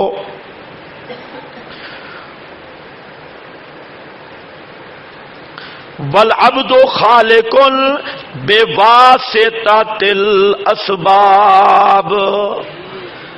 تو سن رہے ہو نہیں سن رہے؟ ہاں مدرسوں میں جا کے پھر ہمیں بدنام کرنا. والعبد خالق، پڑھو پڑھو سارے پڑھو سارے. بواسطۃ الاسباب والآلات التي خلقها اللہ فی العبد. یہ وہی اسی طرح کی عبارت ہے شرح فقہ اکبر میں، اور یہ بھی عقائد کی کتاب ہے. سمجھ گئے یا نہیں سمجھ گئے؟ یہ بھی تو ملا علی قاری نے وہی فرق کیا کہ لم یجعل العبد، معتزلہ نہیں کرتے بندے کو خالق. لیکن یہاں اور ایک فائدہ آ گیا وہ بھی سمجھو. ایک لفظ آیا استقلال، ایک لفظ آیا بالذات، اور مقابلے میں ہے الاسباب. معلوم ہوتا ہے کہ ما فوق الاسباب کی 3 تعبیریں ہیں.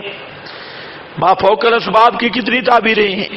نمبر 1 بالاستقلال، نمبر 2 بالذات، نمبر 3 ما فوق الاسباب۔ کتنی تعبیریں ہیں؟ جہاں بالاستقلال کا لفظ آیا اس سے بھی بالاستقلال کہہ دو یا بالذات، مراد کیا ہے؟ ما فوق الاسباب، دونوں پر اطلاق ہوتا ہے۔ اس فائدہ کو کبھی نہ بھولنا۔ بریلوی ہے نا، بریلوی، وہ جب پھنستے ہیں تو وہ کہتے ہیں کہ تحت الاسباب، فوق الاسباب کی جو اصطلاح ہے مولوی حسین علی کی ہے، وہاں بھچنا والے نے ایجاد کی تھی۔ مشرک ہمیشہ تبع کا نال بن نال، تو انہوں نے مولانا حسین علی کے ذمہ لگایا اور ان سے پوچھو بھائی تم کیا فرق کرتے ہو؟ تو وہ کہتے ہیں بالاستقلال، استقلال اور غیر استقلال، اللہ مستقل ہے اور بندہ غیر مستقل ہے۔ لیکن آپ کو پتا ہونا چاہیے، جہاں لے آؤ اس کو اور اس کو کہو یہی مستقل کی ذرا تعریف کر، مستقل کس کو کہتی؟ تو انشاءاللہ تعریف نکلے گی وہی فوق الاسباب۔ استقلال، عدم استقلال مترادف ہے تحت الاسباب فوق الاسباب کے۔ تو یہاں ذرا دیکھ لے اندر، بالاستقلال کو مقابل کس کے لایا؟ بے واسطۃ الاسباب۔ بالذات کو کس کے مقابل لایا؟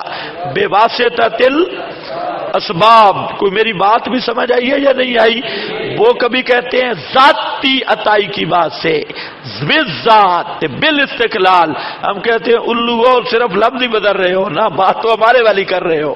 بالذات کا معنی بھی ما فوق الاسباب، بالاستقلال کا معنی بھی ما فوق الاسباب۔ تو اس لفظی نظام جھگڑنے کی کیا ضرورت ہے؟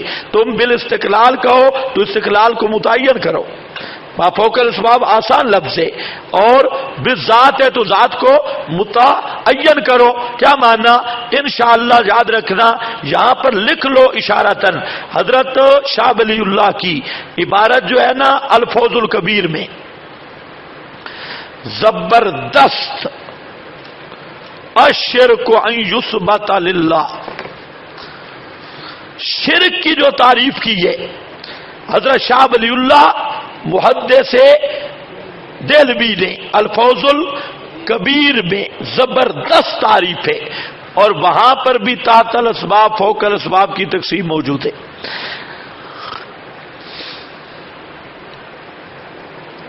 یہ بھی دن ہم نے دیکھنے تھے کہ اشاعتیوں کو بھی سمجھانا پڑ گیا تحت الاسباب فوق الاسباب، زمانہ لوٹ کے اپنی اصل پہ آ گیا۔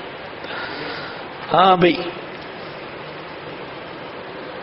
اور بڑے انشاءاللہ آئیں گے، اسی عبارت کو سمجھو ذرا۔ تو میں نے آپ کے سامنے کیا بولا؟ کتنی تعبیریں؟ 3، بالاستقلال، بالذات، ما فوق الاسباب۔ ما فوق الاسباب گویا کہ بالاستقلال جب بالذات کی توضیح ہے، وضاحت ہے، ورنہ بالاستقلال کا کوئی معنی کرے، بالاستقلال کا کیا معنی ہے؟ یہاں بالاستقلال مقابل آیا بے واسطۃ الاسباب کے، یہاں بہترین تقسیم ہے۔ تو حاصل کیا نکلا؟ اوپر بات آپ کو سمجھے، خالق کی کتنی قسمیں بتائی تھی؟ 2، خالق ایجاد ما فوق الاسباب، خالق تصویر تقدیر ما تحت الاسباب۔ کون سی خلق اللہ کی صفت ہے؟ ایجاد ما فوق الاسباب، یہ اللہ تعالیٰ کا خاصہ ہے۔ یہ خلق کا معنی کسی مخلوق میں ماننا یہ شرک ہے، یہ معنی ہے۔ دونوں اعتراض اٹھ گئے۔ درجہ ثالثہ،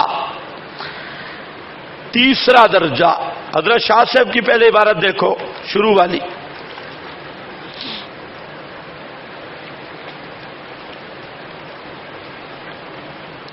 والثالثہ حصر و تدبیر السماوات والارض، درمیان والی چھوڑ دو، والثالثہ تو او اخیر سے اوپر والی لین ہے، والثالثہ تو حصر و تدبیر السماوات والارض، اور تیسرا درجہ ہے آسمان و زمین کی تدبیر کو بند کرنا، وما بینہما، اور جو کچھ آسمان و زمین کے درمیان میں ہے، فیہ تعالی، اللہ تعالی کی ذات پاک میں آسمان و زمین وما بینہما کی تصرف اور تدبیر کو اللہ تعالی کے ساتھ خاص ماننا، یہ تیسرا درجہ ہے توحید کا۔ اب آ جاؤ صفحہ نمبر 4 پر، درجہ ثالثہ توحید فی التصرف والتدبیر، یعنی تمام اشیاء کے تصرف کو اللہ تعالی کے ساتھ مختص ماننا، اور اس کے سوا کسی ہستی کو بھی کسی شے میں ما فوق الاسباب متصرف نہ ماننا۔ اور سن رہے ہو بزرگوں، تمام اشیاء کے تصرف کو اللہ تعالیٰ کے ساتھ مختص ماننا، اور اس کے سوا کسی ہستی کو بھی کسی شے میں ما فوق الاسباب متصرف نہ ماننا، کلین نہ جزین نہ ذاتن نہ عطاءن۔ توحید کے اس درجہ کا مقابل شرک فی التصرف والتدبیر ہے، یعنی اللہ تعالیٰ کے سوا کسی ہستی کو کسی شے میں ما فوق الاسباب متصرف ماننا، خواہ تصرف اس کا کلی اور عمومی مانے یا جزوی اور مخصوص مانے، خواہ تصرف اس کا ذاتی مانے یا تفویضی مانے، کل کائنات میں مانے یا کائنات کی کسی جز میں مانے۔ مختار کل چھوڑو، ایک ذرے پر بھی مخلوق کا تصرف ما فوق الاسباب مانے مشرک ہے۔ کلیاً جزیاً کا یہاں پر کوئی مسئلہ نہیں، ذاتی تفویضی کا بھی کوئی مسئلہ نہیں، اس پر شواہد القرآن ہے۔ شاہد نمبر 1، یدبر الامر ما من شفیع الا من بعد اذنہ، یدبر الامر، خود تدبیر کرتا ہے ہر کام کی، یہ سورہ یونس ہے۔ اور شاہد نمبر 2، یدبر الامر یفصل الآیات لعلکم بلقاء ربکم توقنون۔ یدبر الامر، خود تدبیریں کرتا ہے۔ تدبیریں کرنے والا کون ہے؟ یدبر الامر، خود تدبیریں کرتا ہے کائنات میں، کوئی تخت پر، کوئی تختے پر، کوئی موت کی کشمکش میں، کوئی صحت مند، کوئی بیمار، کوئی ہنس رہا ہے، کوئی رو رہا ہے، کہیں شادی ہے، کہیں ماتم ہے، کہیں سردی ہے، کہیں گرمی ہے، کہیں راتیں بڑھ رہی ہیں، دن کم ہو رہے ہیں، کہیں دن بڑھ رہے ہیں، راتیں کم ہو رہی ہیں۔ یہ سارے جہان کی تدبیریں، ساری کائنات کی تدبیریں کرنے والا یدبر الامر، یہ صرف اللہ پاک خود ہے۔ سورۃ الرعد آیت نمبر 2، شاہد نمبر 3 سورہ سجدہ ہے، فرمایا یدبر الامر من السماء الی الارض، سارے جہان کی تدبیریں کرنا یہ اللہ کا خاصہ ہے۔ مدبر کل صرف اللہ رب العزت کی ذات ہے۔ کتنے درجے ہو گئے؟ 3 درجے۔ چوتھا درجہ او دیکھیں، والرابعۃ انہ لا یستحق غیرہ العبادۃ، الرابعۃ او حجت اللہ کی عبارت، والرابعۃ اور چوتھا درجہ انہ لا یستحق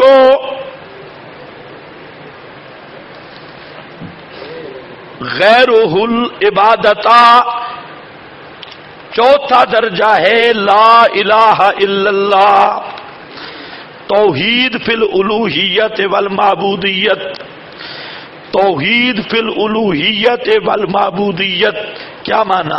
دیکھو صفحہ 4، الوہیت اور معبودیت کو اللہ تعالی کے ساتھ مختص ماننا، یعنی عبادت کے تمام اقسام و افراد کا مستحق صرف اسی کو ماننا، اس کے سوا کسی ہستی کو بھی عبادت کی کسی قسم کا کسی تعبیر سے بھی مستحق نہ جاننا، توحید کے اس درجہ کا مقابل شرک فی الالوہیت والمعبودیت ہے، یعنی اللہ تعالیٰ کے سوا کسی ہستی کو عبادت کا مستحق جاننا، خواہ یہ درجہ اس کا ذاتی مانے یا عطائی، خواہ اس کو بالذات عبادت کا مستحق جانے یا دربار خدا بندی کا مشیر اور وزیر اور شفیع قہری جانے۔ کوئی فرد عبادت کا اللہ تعالیٰ کے سوا کسی میں مانے شاید ہے، فَعَلَمْ أَنَّهُ لَا إِلَٰهَ إِلَّا اللَّهُ، جان لے میرے پیغمبر انہ لا الہ الا اللہ۔ کتنے درجے آ گئے؟ 4۔ نیچے ایک فائدہ لکھا ہے، یہ ذرا پڑھ لے۔ مدار نجات کے بیان میں نمبر آپ کے پاس 2 آئے، ایک توحید کا لغوی اور اصطلاحی معنی، دوسرا مراتب توحید۔ اب آ رہا ہے تیسرا مدار نجات۔ یہ 4 درجے توحید کے ہیں۔ مدار نجات کے بیان میں اے طالب خیر، جنوں انس کی نجات ابدی کے لیے توحید کے 4 درجوں کا ماننا شرط لازمی اور ضروری ہے۔ اس فائدے کو سمجھو مولویو، اس فائدے کو سمجھو۔ ماننا شرط لازم اور ضروری ہے۔ اگر کوئی شخص ان 4 درجوں میں سے کسی ایک درجہ میں مشرک ہے تو باقی 3 درجوں کی توحید اس کو ہرگز نجات نہیں دلا سکتی، بلکہ کسی ایک درجہ میں مشرک ہونے کی صورت میں باقی درجات کی توحید بلحاظ نجات بیکار اور لغو ہے۔ خلاصہ یہ کہ جب تک 4 درجات توحید کے مکمل نہ ہو جائیں، خاتم الانبیاء صلی اللہ علیہ وسلم کے اولین مخاطب یعنی مشرکین مکہ توحید کے پہلے دونوں درجوں میں اور تیسرے درجے کے امور اعظام یعنی جہاں، اب سمجھو بات، توحید کے کتنے درجے ہیں؟ 4۔ نجات کے لیے کتنوں پہ ایمان ضروری ہے؟ اب آؤ، مشرکین عرب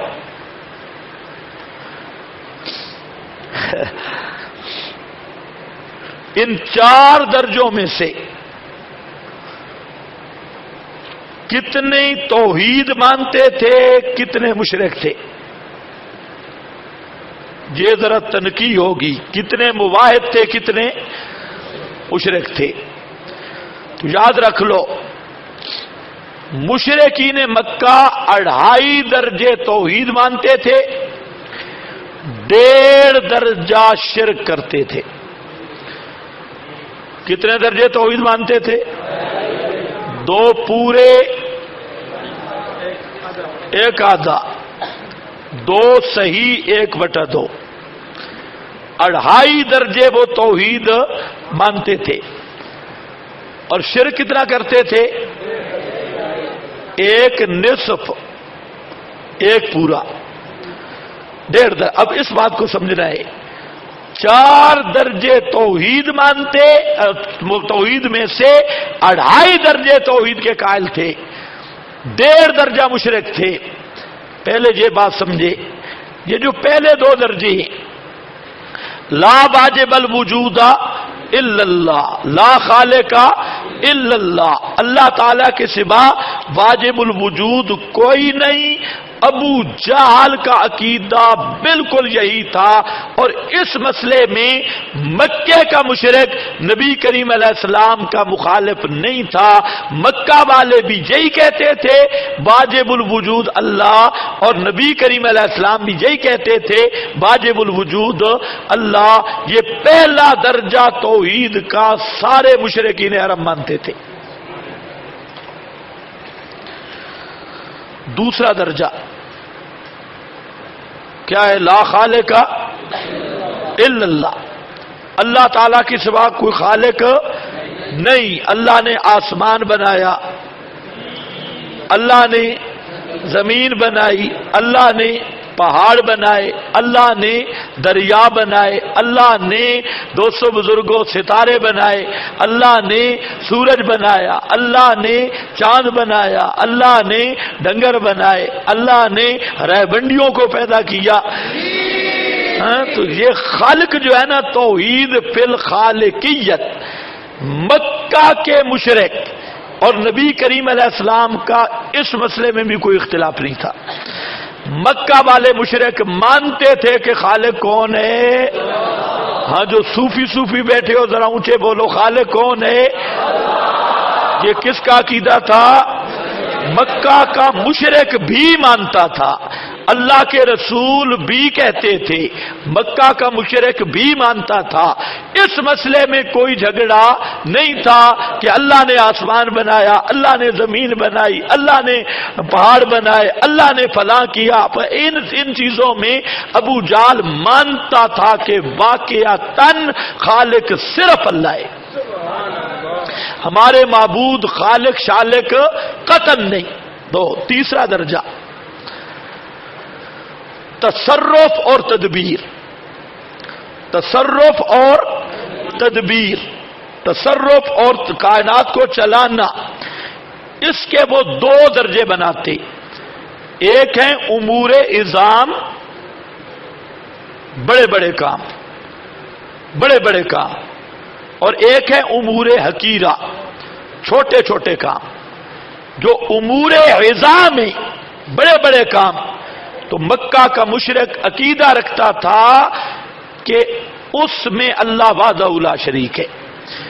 لا متصرف فی الامور العظام الا اللہ، لا متصرف فی الامور شاباش بولو ٹائم ہو گیا، فی الامور العظام الا اللہ.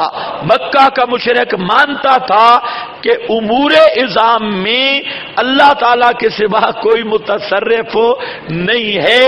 یہ جتنے بڑے کام ہیں، سورج کا نظام، چاند کا نظام، توالد تناسل کا نظام، اور رات اور دن کا نظام، اور یہ کائنات موسموں کا نظام، فصلیں پیدا کرنے کا نظام، یہ سارے جو بڑے بڑے امور ہیں، ان میں اللہ رب العزت وحدہ لا شریک ہے.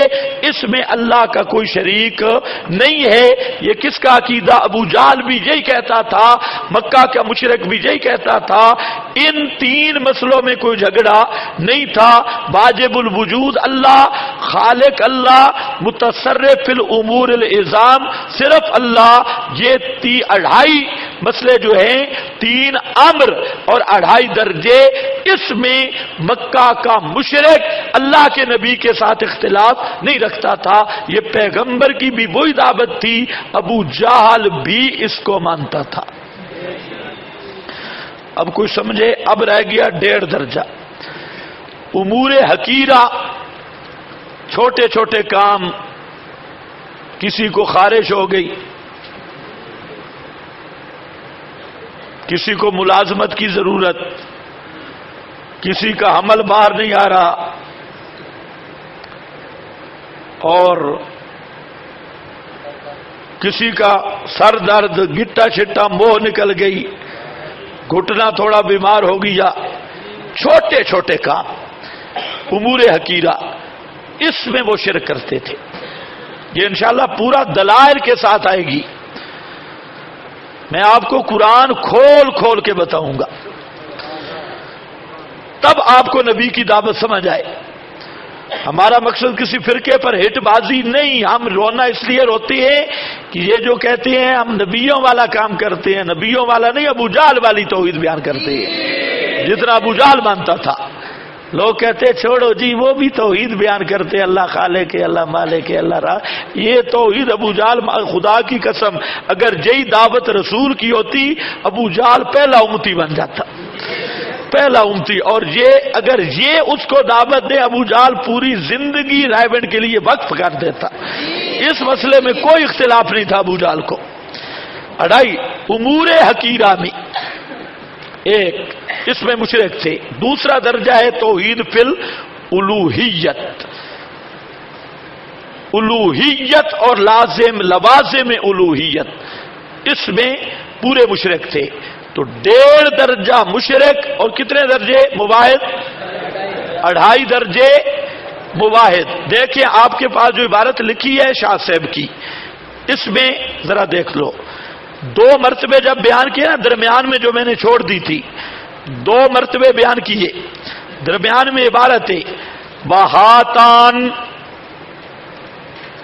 پہلا صفحہ پہلا، دوسری لائن درمیان سے وہاتان. یہ 2 درجے، کون سے 2 درجے؟ ہاتان المرتبتان لم تبحث الکتب الالہیہ عنہما. ان 2 درجوں میں آسمانی کتابوں نے بحث نہیں کی، لمبی بحث نہیں کی. ولم یخالف فیہما مشرک العرب، اور نہیں مخالف تھے ان 2 درجوں میں مشرک العرب، عرب کے مشرک. ولل یہود ولن نصارا، یہود اور نصارا، نہ یہودی ان کے منکر تھے نہ نصارا ان 2 درجوں کے منکر تھے. بل القرآن العظیم ناسن، بلکہ قرآن عظیم واضح بیان کر رہا ہے الا انہما من المقدمات المسلمہ عندہم، کہ یہ جو چیزیں تھی نا یہ مقدمات مسلمہ سے تھی. عندہم، عندہم، یہ میری بات ہے یہ شاہ صاحب کی ہے. انہوں نے پہلے جہاں 2 کی، آگے نصف کی بات آگے کی ہے، وہ بھی کرتے ہیں. تو 2 درجے جو واجب الوجود اور خالقیت والا درجہ ہے، حضرت شاہ سے فرماتے ہیں کہ آسمانی کتابوں نے اس میں زیادہ بحث تمیز نہیں رکھی. کیوں؟ اس لیے کہ اس درجہ میں مکہ کے مشرک بھی اختلاف نہیں کرتے تھے، یہودی نصرانی بھی اس مسئلے میں اختلاف نہیں رکھتے تھے پیغمبر کے ساتھ. تو اس لیے قرآن نے نص کی ہے، نص کی ہے کہ یہ دونوں درجے واجب الوجود والا اور خالقیت والا یہ مقدمات مسلمہ میں سے ہیں جن کو فریق مخالف بھی تسلیم کرتا ہے. اب اذان کہو، نماز پڑھ لے.